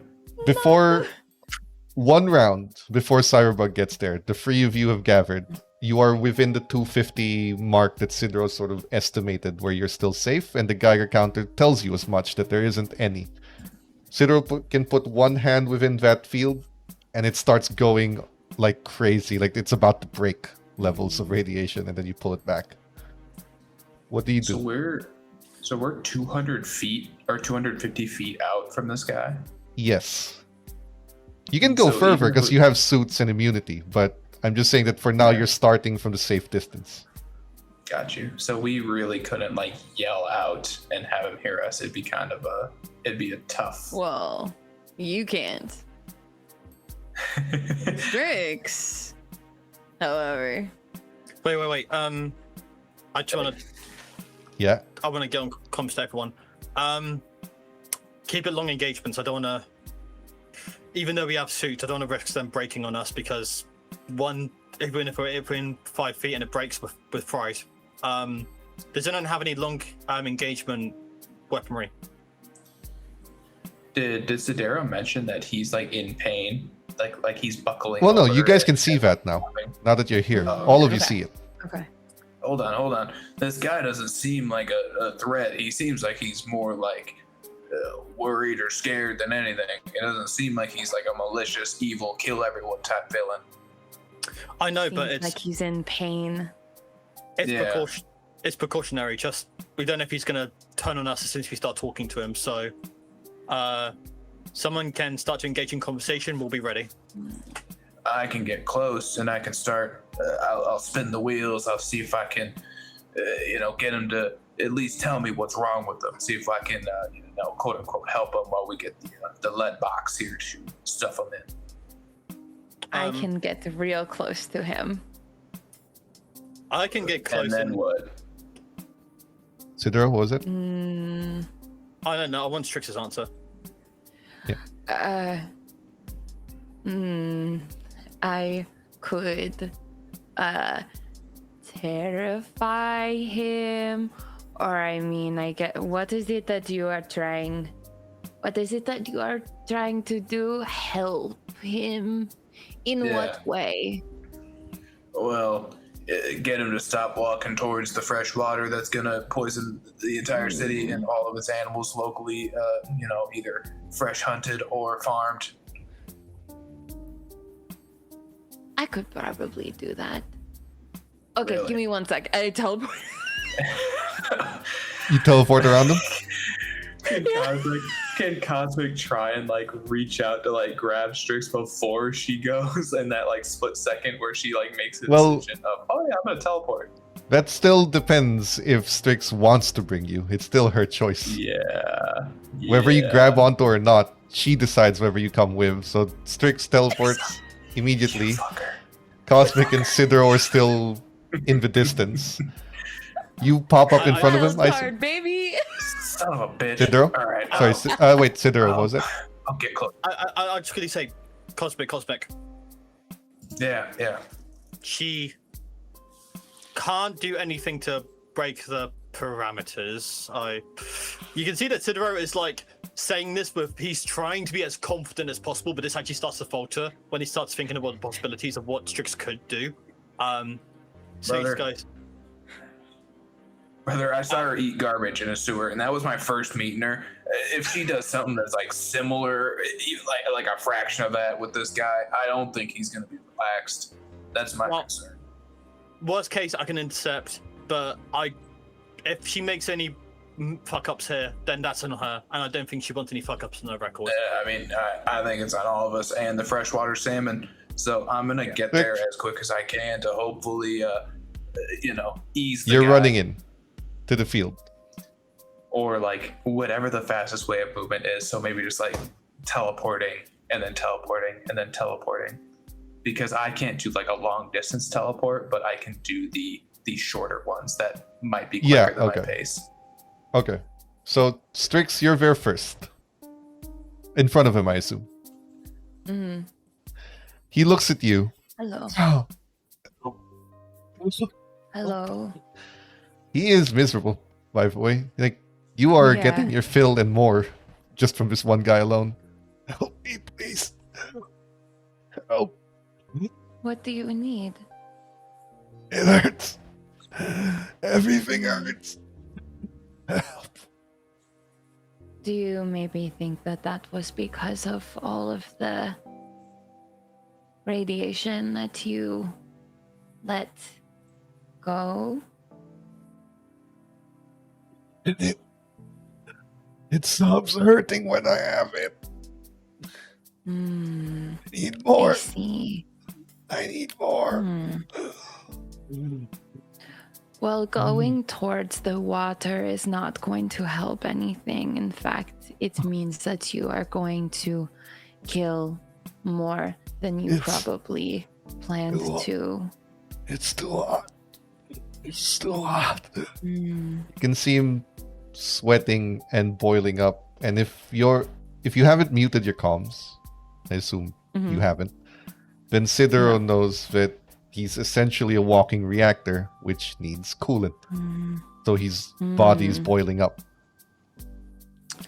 Can I like? Don't I don't know dump if him in the lake. healing. No. Would healing potentially help this?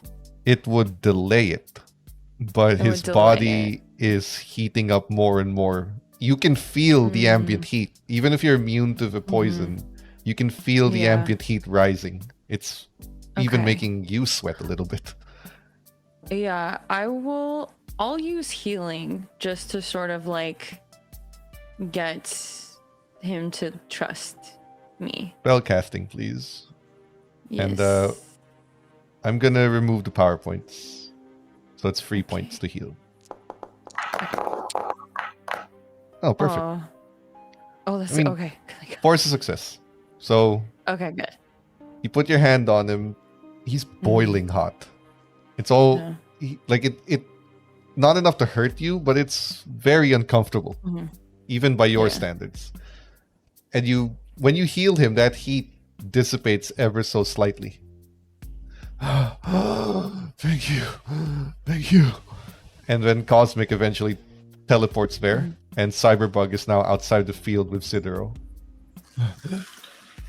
Thank you. When you patch him up, Strix, you can feel that all of his heat that he's emanating is not good for his internal organs.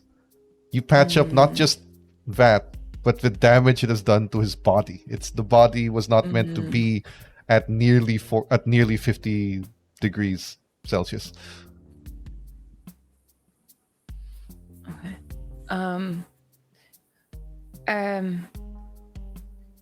If you come with us, we can help you. We can give you what you need, but you need to trust us. And we have to leave this forest. Yeah, we can tell that you're not like an evil bastard. We just want to make sure you're not gonna be too hot, you know? Strix. Roll your persuasion. And if you fail, Cosmic can be the backup, but it's going to make it harder for him. Okay. Because Strix was here first. And you have a particular flaw that's going to be problematic for this. So, please roll. No, I know. I want to use a +2. Go ahead. Or 3. It will take one. So this will actually add a 2 physically. So This will add a 2. Okay. Yeah. Oh, right. Okay. the plus and minus 2s are literal, like direct plus and minus 2s. Yes. Come on, baby. Yeah. Great. He will trust you despite. Oh, it should be an 8. Yeah, it's I 8, think it which is didn't take away the negative one. That's fine. Oh, but it it's is. I hit performance instead of persuasion, but it's the same roll. It's just the -1. That's my bad. Okay, then that's fine. 8 is 8. You are a very uncomfortable presence, but despite that, you did patch up his organs, so he will trust you. Yes. The main issue, when you bring him back, Sidero and Cyberbug are protected, so is Cosmic. There's no damage to your suit. You are safe. The Geiger counter doesn't have a reading for how much he's producing. And you can put him in the box. The main issue is when Cyberbug scans him and looks to him, and your understanding of what he does. He's not going to live very long. Unless you constantly patch him up, which Strix cannot do. But the other problem is the field is being generated by his body along with the radiation. If he dies, the field goes away, the radiation does not. And it's just going to spread as much as it can, which will affect the whole city. So we have a slight problem. We can fix this. Is he in the lead truck at the moment? He willingly goes in. Okay. I immediately communicate to handler, send a call. The situation? Situation. We have the suspect in the box right now. They are compliant, but They are basically a ticking time bomb, and we need to get them out of here as soon as away from at least from a populated area, at the very least. We can stall with healing, but it won't be much. This is kind of urgent. There's a problem. I'm okay. Keep him contained in the box. I will send the cargo plane out. Wait, this is. It might be a little off the wall. Space is really cold, right? Like really cold. I was going to suggest space. Are we going to space? Do these suits have oxygen with them? No, they're hazmat suits. Son of a bitch. How high can we get in the atmosphere before it's no oxygen and still really cold? That is not how heat transfer works. I don't know, man. I'm thinking of ideas because I don't want to dump this man into a lake and turn it into a microwave. No, we have colder places on Earth. Don't worry. We can make it cold. We do not need space for that. But we definitely just need to at least get him away. It does from not the area. matter though how cold we make it. This man is dying, and quickly. Well, it's the heat that's killing him, ain't it? If we slow down the heat, we slow down the death. It's not just the heat. I believe it is also what it is doing to him. I don't think that there is a way to prolong this. I do wonder, however, if we simply just if I continue to teleport up and sort of fling him out into space, that should stop the radiation from hitting us. He will die, but he's going to die anyway. No, not and then I short teleport back. We're not gonna kill this guy. That isn't that gonna radiate the atmosphere? Not if we get him completely out. He needs to be past the magnetosphere to protect the world. Yeah. Because the gravity would still. There's a major problem with that. The plane is out. The plane would take 30 minutes to get there, and then it would take some time to fly. Is there no way to save him? Not permanently. Unless you have some sort of ability to take away powers, I do not think that this person is safe, unfortunately. I don't know if that matters. If you take away his power, he just loses the control of the radiation. I think he'd still be a sitting ozone duck. We take away his powers, he's just a man with an inhuman amount of radiation in his body. He'll die instantly. Hey, radiation guy, what's your name?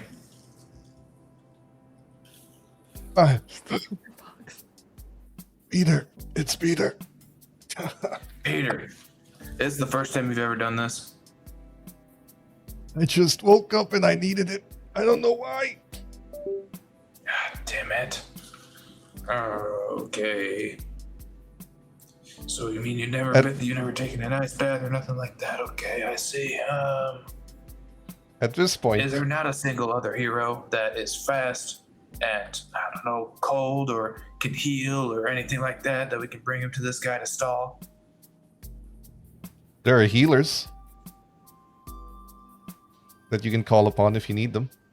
But at this point, we should take our break because my battery died. You will be back in 10 minutes. Yep. Don't go anywhere. But it'll give you time to plan. So we'll be back. Stay tuned.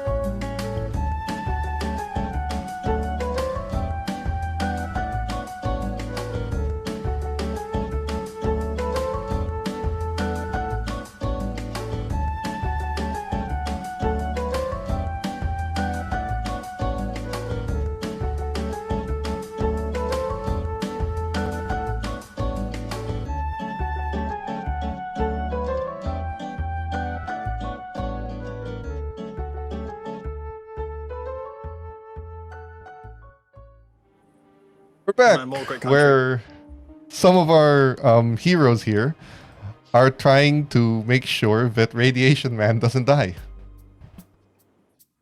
You've gathered here, Hey, you're his name's coming up with Peter, get it ideas.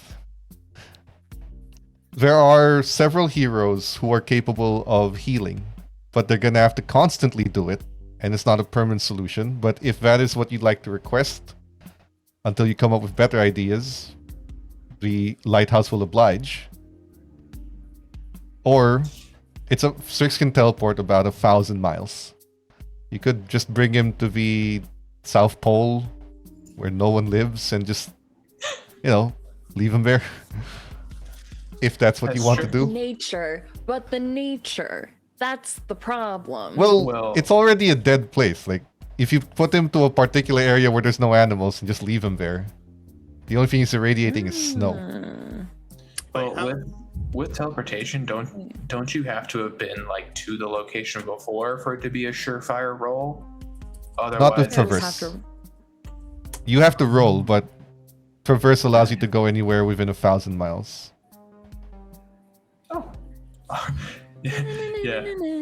Google. Are we 1,000 miles from the South Pole? Well, I Yeah, can she just can do it keep twice. teleporting. If we're in a that's true. Just blink and blink. Yeah. You're just gonna be in the middle of the ocean for a second. Yeah. Whatever. So, do you want to request a healer? That's my current idea. Is if we can stall, we can get that cargo plane, which will have the facilities to keep him more stable. So I think that's the name of the game: is we stall till that plane. If what I know of that plane is correct. Well, you're going to keep him in the lead box. The plane is just going to fly with that box in it. Mm-hmm. Yeah. But if the guy dies, won't he like melt down reactor style? Yes, but if you keep him in a lead box, that'll be contained. I see. So essentially, he could die in that box, and the mission would be over. But obviously, we're looking to save him. If you're looking to save which is him, not- then stalling with a healer is how you're going to do it. Is That's that why the even question possible? is... I Yeah. don't think he'll be saved by stalling. Yeah. Could Did I have no more brain cells left. Could I do a smarts check to see if there's any possible way to Yeah, sure. like, maybe save this person? Because right now I'm thinking that this guy is just it's gonna melt into that blue guy from Monsters vs. Aliens. Like, I don't. Sure. The thing. Oh, the thing, yeah. Oh no, Bob. I think a guy melts in the thing. Oh yeah, also alien. No. The things that I think. What do you want me to roll? Sorry, Nigel. Smart. No idea. Smart. I say that as if you asked me, as if I didn't ask you. No, probably not investigator, right?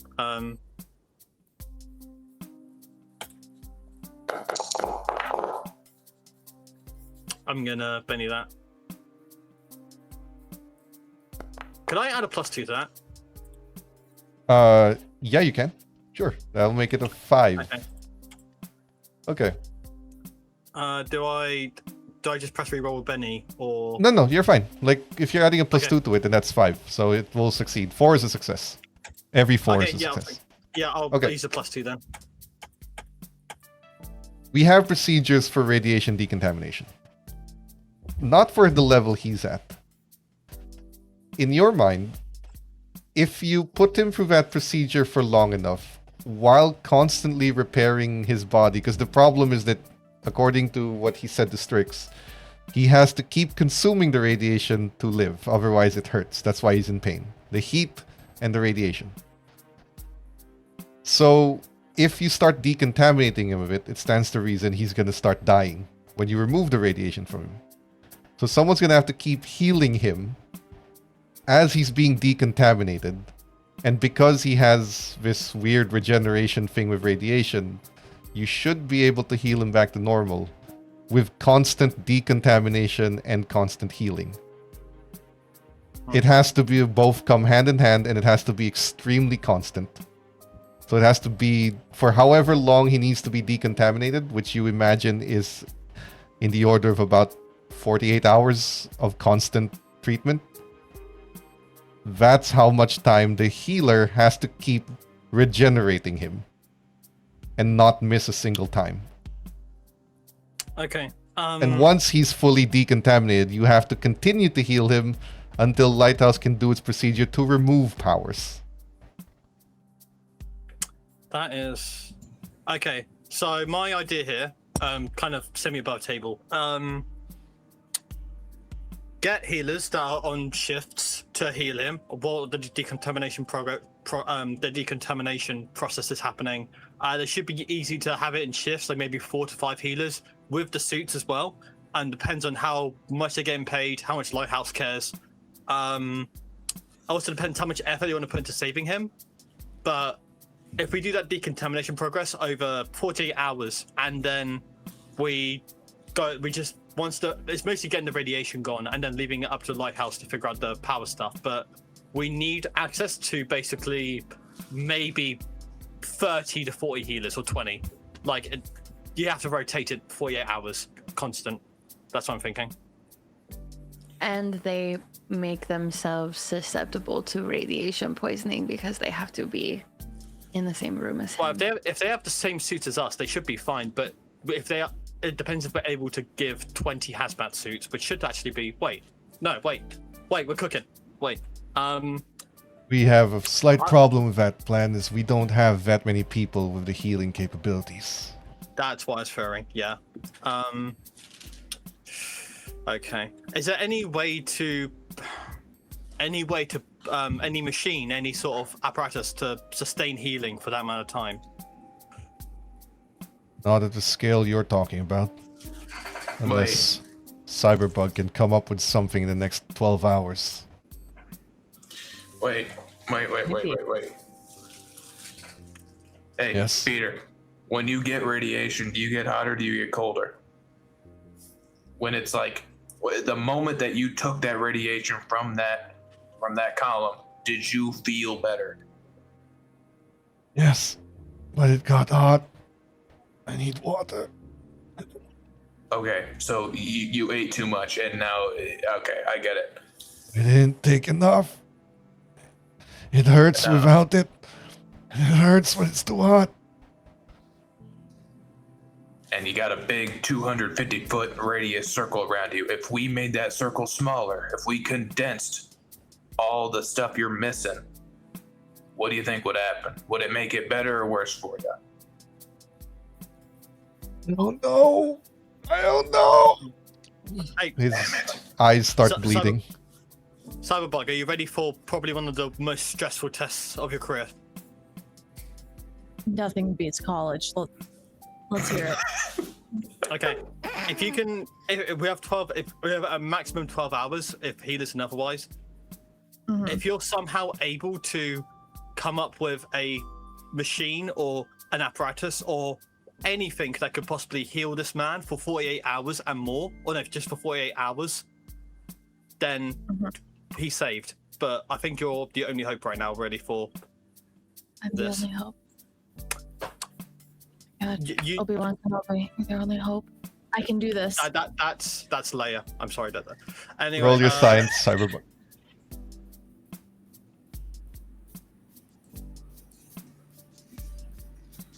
I can also build it. Above table. I can probably also build it really quickly as well. Like in Lego games, you can build it Yeah, she just needs the schematics for it. Okay. Unfortunately, without weird science, such a machine doesn't exist. However, you can build a machine, you think, that can expand on the powers of a healer. So instead of making something that heals him, you make something that helps the healers maintain it for longer. Because you can't build something that's going to regenerate. That's within the realm of weird science, which you don't have. But you do have enough understanding of certain heroes' powers that you can expand it, at least temporarily, long enough to maybe do this thing you're trying to do. With the power of the sun, too. Sure. No. We don't want the sun right now. We want like the moon. No, Is the moon cold? Power. What? No, we need cold. Keep the machine running. I need solar power. It's So, the day. If it amplifies healing, that's all we need. That can help us hopefully. Look, tell me where you need me. I'll do it. Do I need to like pull in some scrap metal? Do I need to like take out Cosmic, a your handler tower? talks to you. Cosmic, I need you 20 miles east from where you are right now. Something is heading that way, something big. The hell? Like a different thing or connected? I'm not sure, but it's heading that way, and the only thing in that direction is all of you right now. Sidero, Cyberbug, get to work on your device. I'm sending a healer your way 20 minutes out. Strix, Cosmic, deal with whatever the fuck is coming that way. Alright. On it. Fuck it, let's get there. Let's do it. And then Strix has a location, so you can teleport. Now, Cyberbug has rolled a science, so you can start drafting schematics of what Sidero needs to build for you. You, Cyberbug, will have to roll electronics.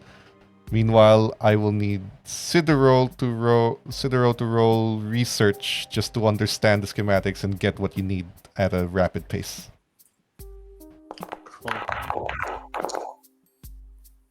Cyberbug's fine. You're programming certain things.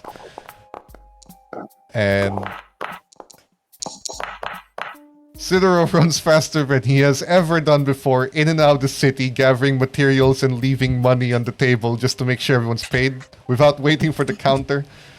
2 minutes to carry, run back, drop it, too much. Like, before Cyberbug's even done with the first thing, 100 other things have been put there for you to mess with. Yeah. It's fine. We did it. We're doing it. We didn't do it yet, but we're doing it. It's all on you, kid. Like, I'm done. Okay. Go then- get water or something. While Cyberbug assembles the electronics, Sidero's assembling the structure. The hero is still on his way out. Meanwhile, Needs water. that is true. Meanwhile, the other two have a bit of a problem to deal with. There is a very large kaiju walking your way, about 100 feet tall, rampaging through the forest. It is moving towards you. It looks like something straight out of Pacific Rim. Like something half Godzilla, half Megazord. Hey, Strix. Mm? You ever seen Godzilla? No. This thing is made out of radiation. Call it a hunch. I think he smells radiation and he wants to eat it. And he wants It to actually eat our friend. looks at the two That's of my you, hunch. and it's now changing course to rampage towards the two of you, and it jumps in the air and is trying to land on both of you. Teleport. It's a Teleport. bit ambitious. Yeah. Strix focus, Ah! because it's a reactionary roll to his attack. Yeah. Oh my god. Let's hope it works. Great. That's a 4. Right. You and Cosmic out of the way as it lands and creates a seismic wave, an earthquake that just kind of ripples locally. What would the two of you like to do against the kaiju? Boost Cosmic's strength. Spell casting, please. Yeah. You can click boost and then subtract the power points as an automatic thing. Oh, I can? Okay. If you click the word boost. I click the word boost. And then click your spell casting. okay. What is Cosmic going to do with the enhanced strength?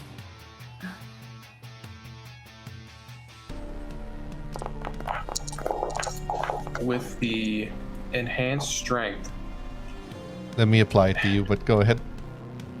I imagine this thing doesn't know English. Wait, sorry, is Strix enhancing strength or fighting? Strength is damage, fighting is how well he can hit.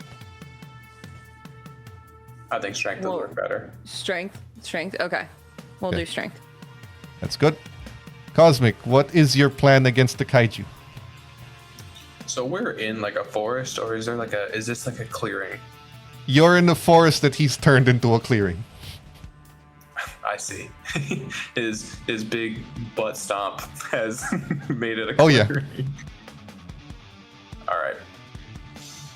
Okay. Here's what I'm thinking. If I get up to his head, I piss him off well enough, kind of like I'm a big muscular mosquito, it's gonna be more upset about us, and then we stall for Sidero and Cyberpunk to get it all done. And all of this thinking is happening within my head in the span of 1 second. And Cosmic is going to he is going to start like running at this large being as if he is an equally large being, and is going to try and like teleport like up to like its head. So like teleport to the knee and then onto like a forearm and then onto its head. If like however many teleports it takes, I don't know the exact range or the exact size of the thing, no, you should be able to make it one. Okay, so then make Cosmic wants to get up to his head. Fighting roll for me. Fighting roll. You're teleporting onto a kaiju's head and kneeing it. No. I not kneeing, but he's gonna get to the head and then is just gonna like, with a little bit of distance, is gonna give like an elbow with the teleport. So he wants to just like teleport above it and just like drop onto it with an elbow. Okay. Elbow from the sky then. Yeah. What is this? A 6? Oh, 9. Better. Yeah, you will hit him. Take it. Roll your damage for melee. It's under melee attack, so you can roll the damage roll for that. And your strength is there a already bonus enhanced. I need to add plus 1d6. No, it's already enhanced. Okay. Oh, sorry. Yes, add a 1d6x. Well, just roll an additional d6 on the chat. It's fine. Gotcha. 15. What's We'll add whatever you roll in the d6. What's the forward slash roll. D6? Oh, these glasses make it hard to see. There we go. 17. Okay. Come from the sky. You drop an elbow right on its scales and you damage the scales through a bit. You hurt it. You're also falling to the ground. So I'll have you roll focus to avoid about 10d6 worth of fall damage. I keep forgetting to use my advance to unlock focus. I don't have the focus skill. I did intend to get the focus skill with my previous advance, but I'd forgotten that. You and I'd can make an forgotten unskilled that. attempt. Okay. Oh, sorry. You're advanced. Well, you don't know the skills yet. Because I don't think people have chosen their advances. So, other than sticks. I tried to, but either I forgot or whatever. Either way. Okay. That goes for Sidero and Strix. I forgot that you have advances to pick. Oh, sorry. No. I already took my advance, I thought. Yes, and so did Cyberbug, apparently. Okay. Cyberbug, you can pick an additional skill for your advance, by the way. Because you can roll... Get 2. Not just 1. Oh my goodness. 1! It's the game changer. So, is that worth Fine, another we Benny? tank it. No, we tank it. It's alright. If you say so. No, it's alright. It's fine. Strix will carry. Sorry, not 10d6, 10d4.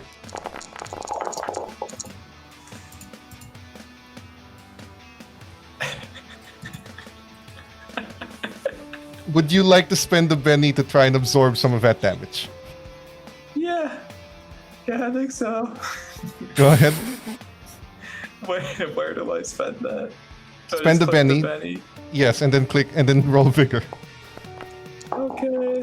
Because right now you're looking at Shaken and 2 more wounds. You're looking at Shaken, Shaken and 1 wound now. But you fall, and you try to teleport, but you can't focus with the wind hitting your face. And then you land on the ground, superhero landing, and you rupture a knee and a fist. Ooh. Oh, the same fucking knee. Oh god, I forgot. It hurts. Oh, don't land on the same knee. it is this thing's turn, and it is going to try and hit you. So, Cosmic, your parry is an 8. The kaiju rolls a 9. Brother. Which means it is going... Can I re-roll his roll with a No. That's only for you. Man. It is going to hit you with a claw. And now Cosmic dies. No, it doesn't do nearly enough damage to get through your skin. It tries to bite you, and you grab onto both teeth while you're on your knee in pain, keeping it away and shoving its mouth back. Oh, who was the guy who was supposed to be tracking you before you showed up 20 miles from us? That seems a little like someone dropped the ball before us. That is actually a good question. She's like gripping the teeth. That's actually a good question. Your handler will respond to you.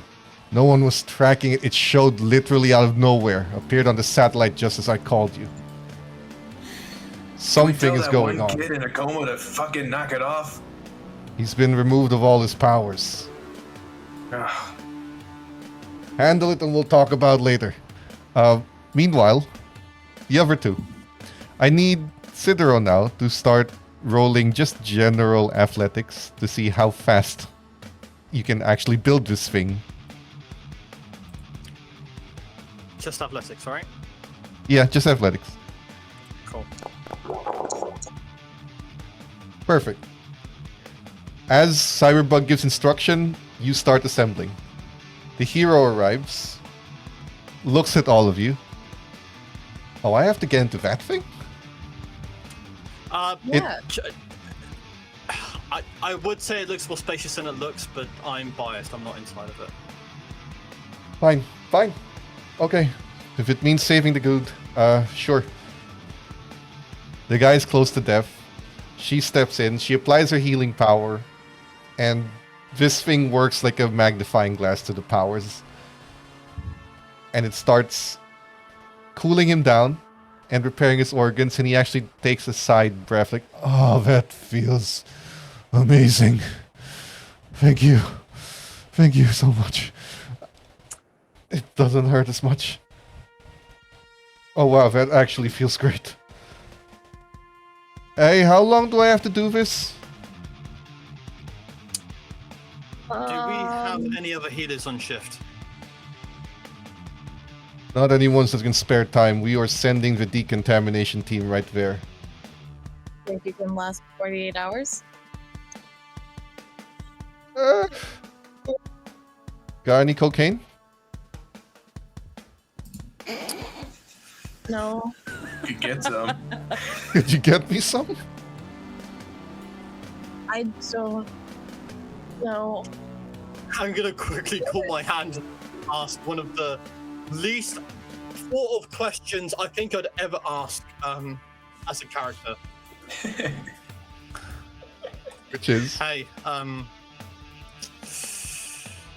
the healer you sent is requesting cocaine. Can you fulfill that?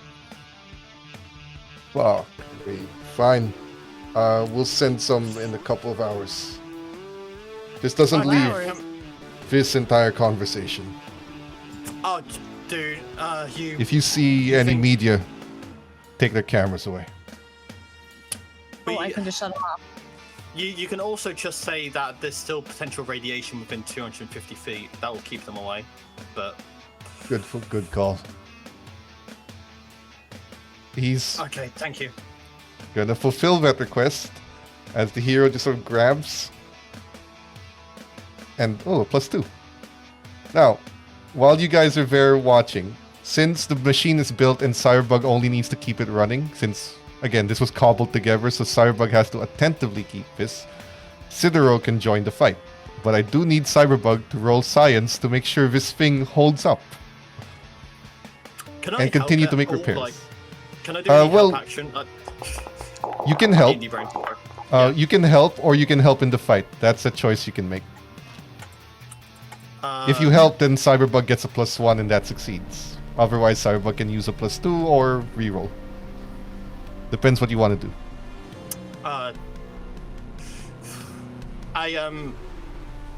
over table.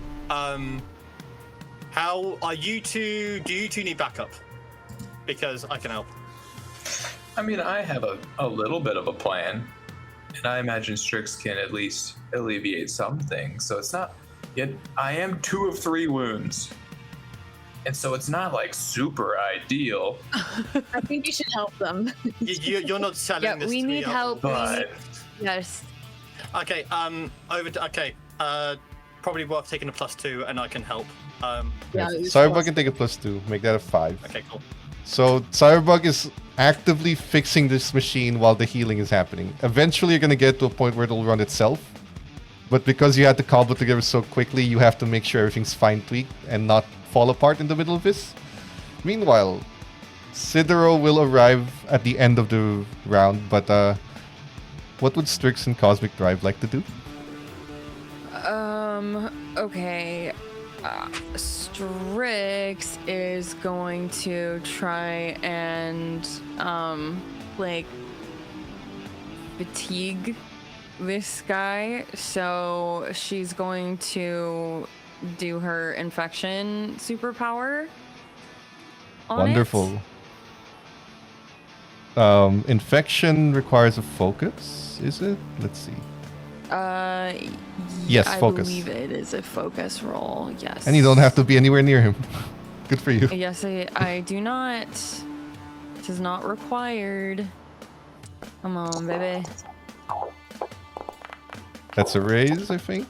There it is. There it That is most certainly a raise. That will give him a negative to resisting. A negative. Yeah, a -2 to a bigger roll. Well, that's an additional raise. So and fortunately, he is a very sturdy monster. Damn it. You tried to infect him. He manages to resist you and roars and is now looking at Strix. Cosmic, Great, what would you amazing. like to do? what happened with because last with Cosmic, he was like holding the teeth that were kind of like. Oh, you bearing shoved him down up. on him. Like you grabbed the teeth and then you shove him back. So he's not on you anymore, but Gotcha. you are still Gotcha. hurt. What is the plan? Okay. All right. Let's get fucking serious.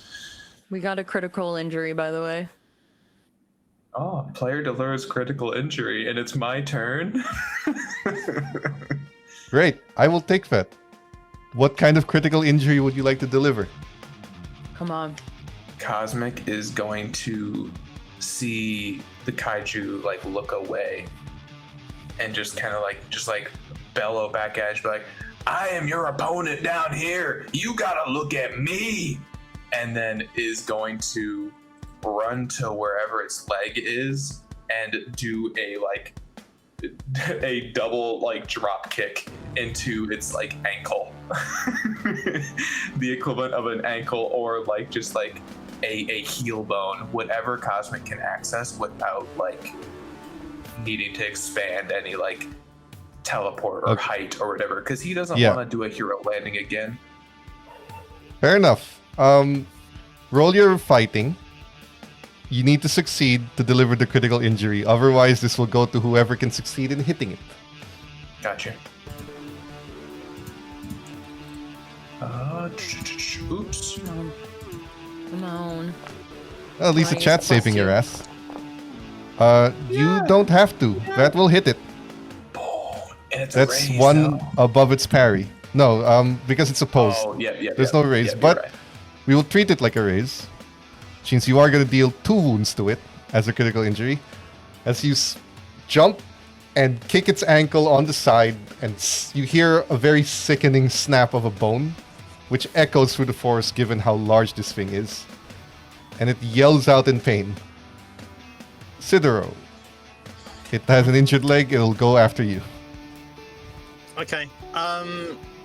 Could I want to try running. Because originally, I was going to try and run into the fight and deliver this attack, but I think right now I can try and maneuver around it and then deliver the attack. I would to try using the earthquake ability to try and sort of start like create a mini earthquake or a shatter near its healthy leg to see if I can get it falling over completely.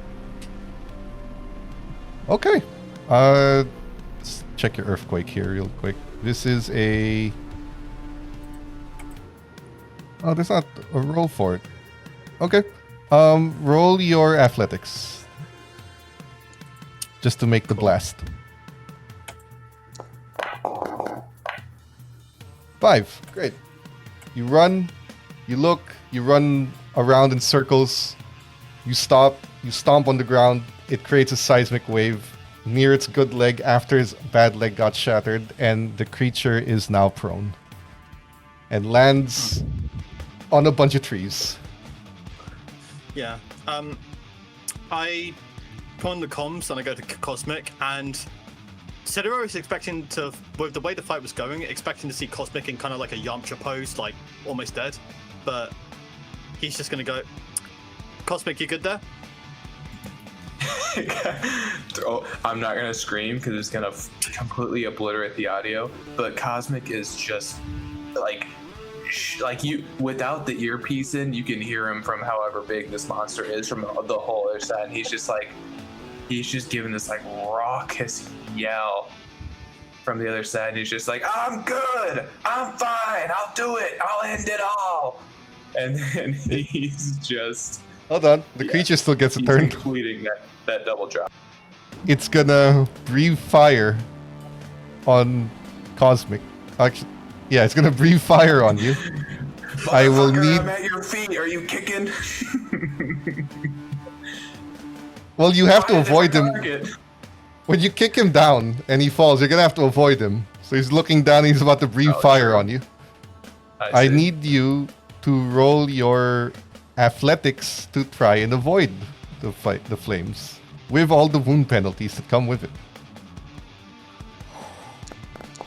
Oh, buddy. Come on. Hey, that's a raise. 12! This is what you avoid. You avoid 14 more points of burning, flaming damage. The forest is on fire, though. It is trying to get up, but it is in a lot of pain.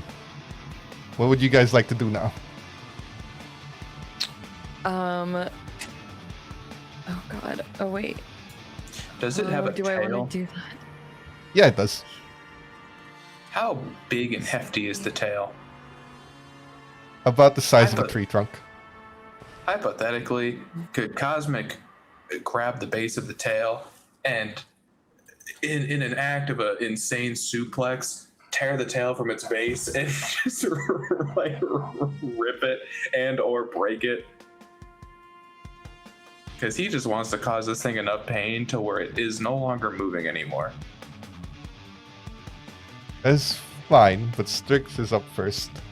And then if it fails, yeah, you can. I just wanted to know. Yep. You could. Strix? So, okay. He's prone, correct? Prone and in pain, and a giant hitbox. And in pain. Okay. Does it have like an ear or like an opening for hearing? It does. It does. Not okay. an ear, but it has an opening. It's like a lizard. Okay. So what Strix is gonna do is she's gonna align herself with the opening of the ear, and she's gonna do her ranged attack of just pure arcane energy right into his little soft, squishy ear hole. Focus. That sounds horrible. Yeah, it does. And I'm gonna use a plus 2 because why not? We have them. Let's do it. You know what? This thing isn't sentient, so we don't need to feel bad. Probably. So a 7. I will not Hit? actually roll your damage. Okay. Although his toughness is going to be severely reduced because it's directly in the ear. Oh my god. You blast an arcane bolt from your hands into the opening of his ears, and you see his eyes explode. And it just and it's dead. Categorically, it is dead. Can I just quickly like speed nearby, get a fire extinguisher, and try and put out the fire? Not a fire extinguisher, but you can make an athletics roll to kind of create a vacuum to deprive the fire of oxygen. Because the fire extinguisher is not big enough for this. Okay. You can use your power with athletics to kind of run around. Got it. I imagine Cosmic is still gripping the base of the tail and Perfect. just like trying to like tear it off, even though the monster is no longer alive, because he probably has no idea. You actually let go. Well, you don't let go of the tail, but the tail disappears as this thing begins to shrink. Sidro's running small vacuums around the fire to make sure it doesn't spread. While he's doing that, the thing shrinks, and you see just a Komodo dragon that's dead. That's just there. Nigel, this is a question that I think will be really funny, but it is at the detriment of me. Does it shrink fast enough to where I'm gonna have to fall from a great height and have to land on my knee again? No. The tail was on the ground because it was prone. Okay. So you were holding it on the Okay, ground. I You just see. sort of get pulled forward and then feel your knee. But it is just a Komodo dragon. It's dead, but it's there. I actually feel worse than the time we killed kids in BTM. I'm joking. Now, while this is happening, I need Cyberbug to, instead of science, I need you to roll repair. Or electronics. I'll let you choose which one. Make sure that this thing's still working. Oh, electronics for sure.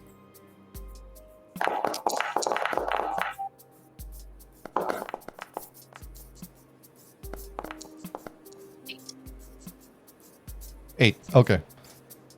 You have made this thing stable enough to sustain itself.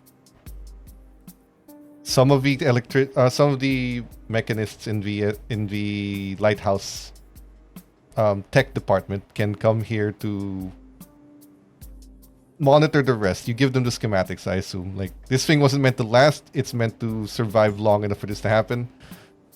And the hero who's healing the person in the chamber on the other side receives their package and just puts it on their other hand and just... Fuck yeah, we're good. And just continues doing it. Yes, sir. All right. You do you. You're a goddamn hero. Is what Cosmic would say if he was there. I mean, you guys can come back. Oh, while we're still there, Strix is gonna go, Cosmic, come here. Cosmic is clearly favoring one leg over the other as he is walking. He's like, oh yeah, oh what's up? Oh man, I am in pain. She puts two hands over his face and uses her last 4 power points to heal the wound. You'll And need then she 3. slaps his face. Oh, Go ahead and roll spellcasting. It'll be funny if you don't actually succeed. Oh my god, that was so dude, funny. I take a wound. I take a 3rd wound. It's like I the heal over. It's like the slap tournaments. Oh. Not only do you succeed with a raise, which means you heal 2 points of injury. So Cosmic, Oh wow. you're fine. She holds your face, slaps you, and while you're busy getting angry, you realize that your knee doesn't hurt anymore. Yeah, he's gonna catch himself with the leg he wasn't favoring, and it's just gonna like a tree trunk is gonna plant. He's gonna be like, oh, your slaps heal people the whole time they've done that. No, that was just for fun. And Oh, for well. you calling me the wrong name. I could have healed you the other day, but I did Hey. not want to. Hey, And that is the or of what I would have done. So, to Watch divert my yourself. blame, and also because they refused to help me do my reports, even though I asked quite unfairly. I wasn't the first one to call you by that wrong name. I was just going off what Cyberpunk said. So. Cyberpunk. Yeah. And you know what? I bet they did it. No, they probably didn't do it willingly. I'm not going to throw them under the bus that hard, but they did do it. And I thought it was funny. And then it got like stuck in my head and I couldn't help myself. So, but hey, my leg feels great. So Cyberpunk is my nemesis now. I see. No. Thank you. No, I don't think it's. Styx is walking away. No, Styx walks away. No, I'm not. Yeah. No, I'm not done. Shit. No.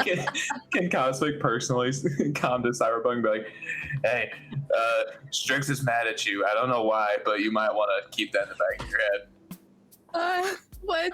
What did I do? I don't know, man. She like said your name and I don't know. What? I don't know. Hey, I'll defend you though. I'll defend you. And then Cosmic's gonna kill the lie. Now, Wait.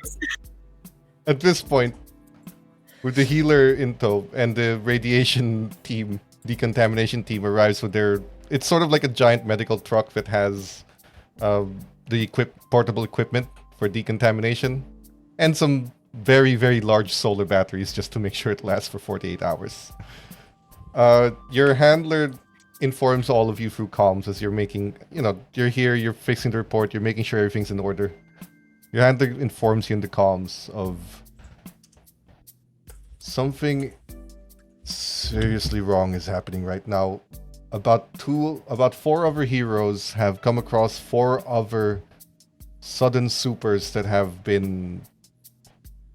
They lost their powers and whatever they turned into the moment they fell.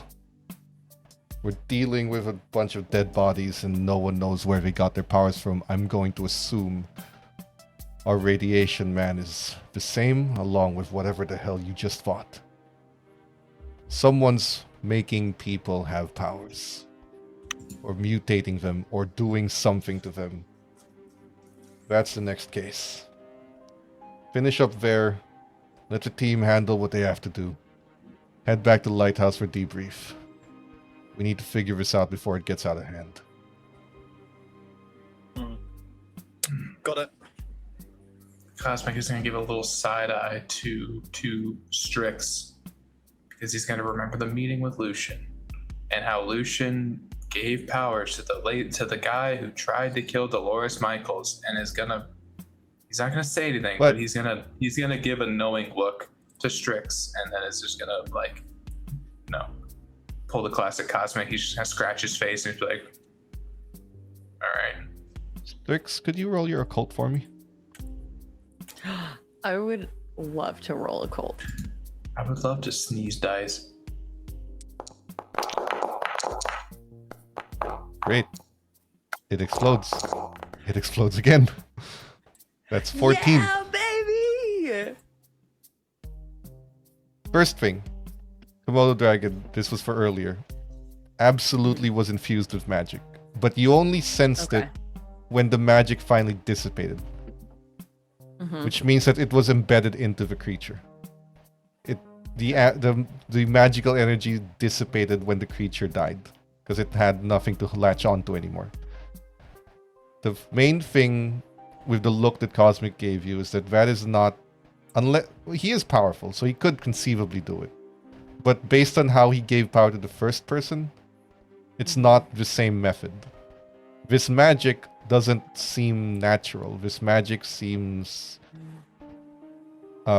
manufactured. Okay. Mechanically, that's a difference between regular magic that you have, natural magic, and weird science, which is sort of magitech. What we're feeling, or what I'm you're getting feeling from right it now. What you're getting from is here. weird this science. Yes. This isn't natural Okay. magic. This is manufactured magic. Okay. Got it. Now- Yeah, when Cosmic gives Strix the side eye, she'll just go. And just like shake, like that's not who it is. Because I thought that for a second myself.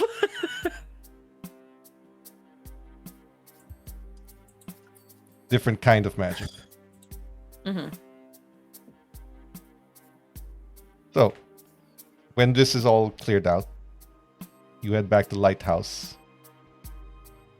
This is the new case, and given that your director is allowing you to have it, good indication it's not the same guy.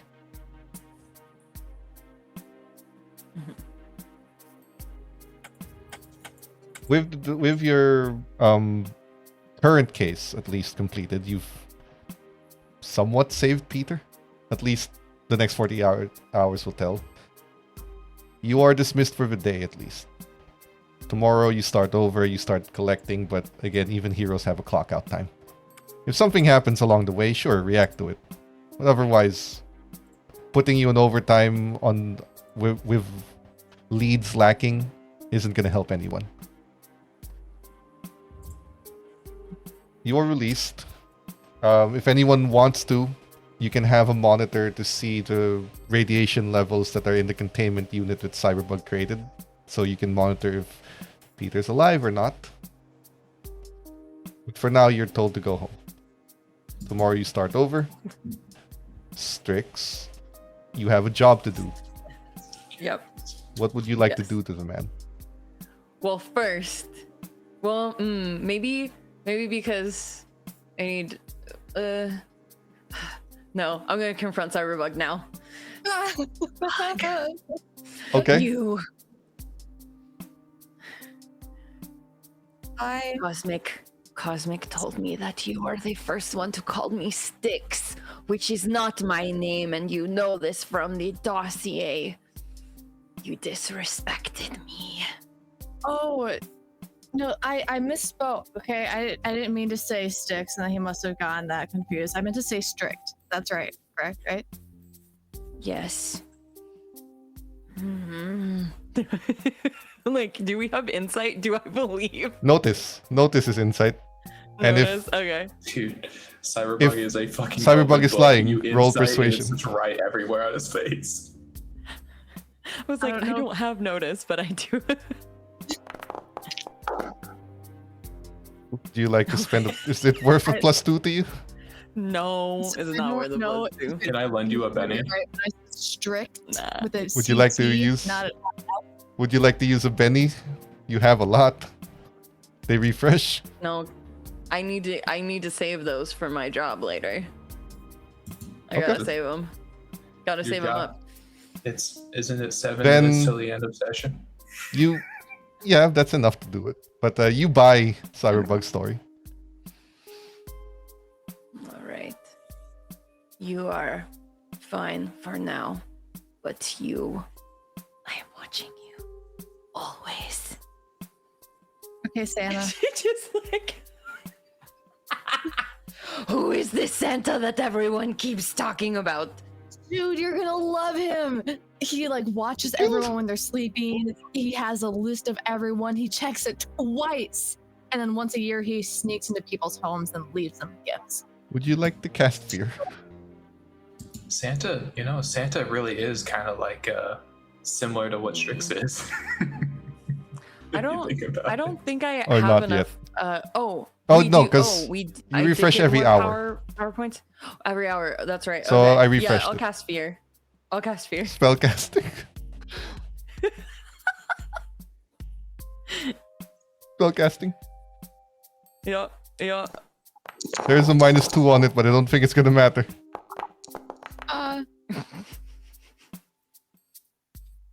Yeah, it's not gonna matter. Cyberbug, Mm-hmm. you are filled with horrid visions that are meant to terrify you to your core. Your body has a fight or flight response that goes immediately to flight. Your adrenaline is spiking. Your heart rate is rising up. Your suit is warning you that you are having a panic attack. The AI you built into your suit is saying, "Warning, panic attack incoming. Please find a relaxing moment and de-stress. Warning, heart rate beyond normal levels. Warning, warning, warning." Oh my gosh, shut up. You You are afraid. We're I'm just gonna horribly afraid. hesitantly give a shaky thumbs up, and then just walk away. Keeping an eye on her, just walking back until she's out of my vision. Always. The fear dissipates eventually. Like, backwards, he like hip checks the water cooler like accidentally. The fear dissipates eventually, but to get this through very quickly, and next week we can go through what everyone else does in their human lives. Strix, what do you do to this gym teacher? Yes. So, with my at least one remaining Benny, I believe I still have 2 left. I will do. You have 3. What you want? I have 3. Oh my god, amazing! I used way less than I thought. Okay, so I will do what you and I had discussed, Nigel, and I will use a Benny to boost my illusion, and Perfect. I will invade and infect his dreams so that he has constant or a looping nightmare of his father beating him with that belt over and over and over again, and essentially telling him how he is weak, how he is nothing, that he will amount to nothing, that no matter what he does, he is just an insect, an ant. And then eventually at the end of the dream, his father is going to turn into the visage of the kid that he put in the coma. Okay. Okay. Mm-hmm. And he's going to say, "You have no power over me. You are nothing. You are," like, just continuing on this narrative that he is a weak, Worthless. tiny, worthless person. I also will cast fear as well to just amplify it even more. I feel like with Strix's fear, we haven't necessarily gone into it when I've cast it, but I feel like with it, she is able to like find what the person that she's like that she is targeting, their like deepest fear, and shows it to them. And so just continuing, just adding even more and more to that he's like, and he is stuck in that. He can't even like wake up really either. Okay. He's just stuck in a constant loop of feeling small and nothing and weak and worthless. Keeping your 3 bennies was a good thing. One of them was to amplify the illusion. The other 2 is to keep the fear and the illusion semi-permanent. So all 3 will be spent. I need Perfect. 2 spellcasting rolls from you. Okay. 1 for the illusion, 1 for Easiest- the fear. But you do lose the 3 bennies. Bennies. Yeah, easiest use of bennies ever. Happily, will First one's good. happily do that. Okay. The illusion and the dreams stick. The second one, Okay, come on, baby. 5. Also, 4 is the success. You're good. Excellent. 2 things on this man. It is the end of the session, so I guess you'll find out next time what I spend 2 bennies on, but I'm gonna spend 2 bennies. You'll find out next time how that works out, but your spells embedded into his mind, right into the part of it that produces dreams, right into his subconscious, right into his soul. The spell has a grasp on him on a spiritual level. It is a great amount of misery that you cause almost immediately while he's sleeping, enough to consume for this day and tomorrow. You've hit him exactly where it hurts. There is a part of you that feels like your power has become a little, or you've amassed a little bit too much of your old power. without intending to. Like you've drawn from the well. You've done it a few times before, but you've drawn from that well a bit too much, and it'll be interesting to see what happens to him because of it. Because it wasn't what you intended, but it got stronger than what you intended. So it would be interesting to see what you did to him. But that's for when the next few days, when he starts suffering the cumulative effects of what you've done. Until then, the rest of you are going to have a nice friendly time at the bar, but we are going to end our story for this evening. Thank you once again to everyone who's been watching. Come back next week. There was a few pop culture references made here, so if you found it, tag me in our Discord, and I will turn you, or I will create an NPC of your choice. However strange it's going to be. But for now, everyone, introduce yourselves and what hole people will find you in. Dorgely. Hi, I'm George Lee, and you can find me at George Lee on Instagram and YouTube and Twitch. And I don't have like a show and tell like everyone else does, but I do want to show off my makeup because I worked really hard on it, and I think it looks really cool. And you can't really see it in the camera, but I just need it. I just need everyone to see it because It's actually fairly visible. No, a magician can't tell their tricks. Well, I told George my trick. Yeah. Well, you're both magicians. Shig gave me the inspo, and it was really fun to do. And yes, I just needed everyone to see it. It's actually very visible. Captain. Hey, remember when I said that I would have something 2 weeks ago? And then like the next week I said I'd have something, and then like the week after that I'd have something, and now here we are when I'm supposed to have something. The album of today is Favorite Worst Nightmare by Arctic Monkeys. There you go. That's something. It's better than nothing. But other than that, I'm Captain. I play Cosmic, and I have no social medias that you need to concern yourself for. I have been getting more now than ever. Hey, you've commissioned me before, right? DMs. And that's been interesting. But don't do that. But my Discord is available, regardless of such. That's the only thing that's available. Either way. Don't send unsolicited messages. No. Petra. Petropica HXH on Instagram. So this letter was hung up on the fridge, on the side, by the way. It's not really like a letter, it's like a reminder.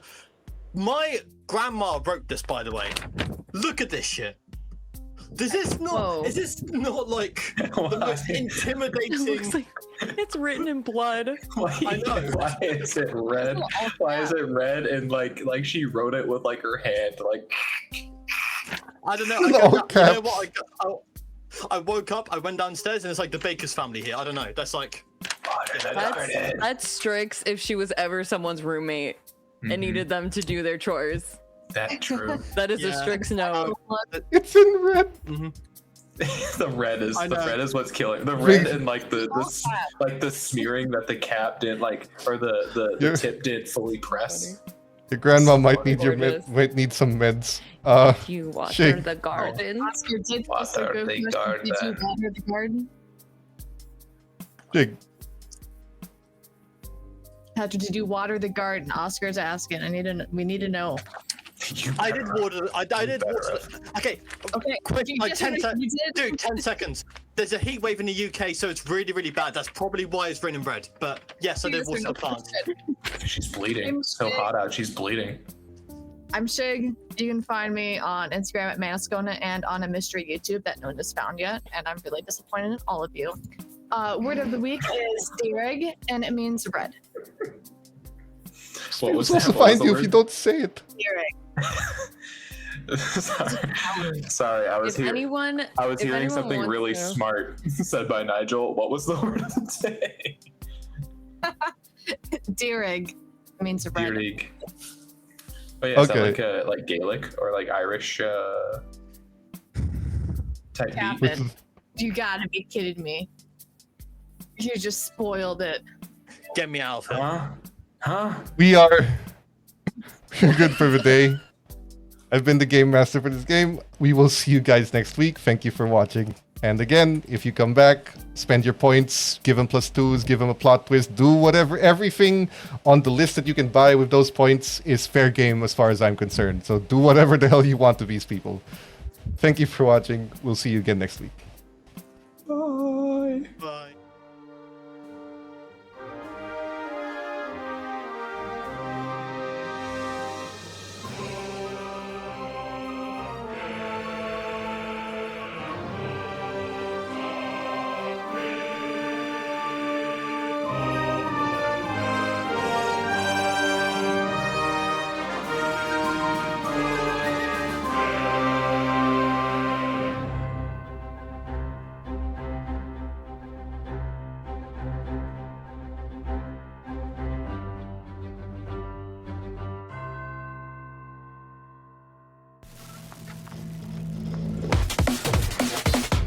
Cybernation Uncensored.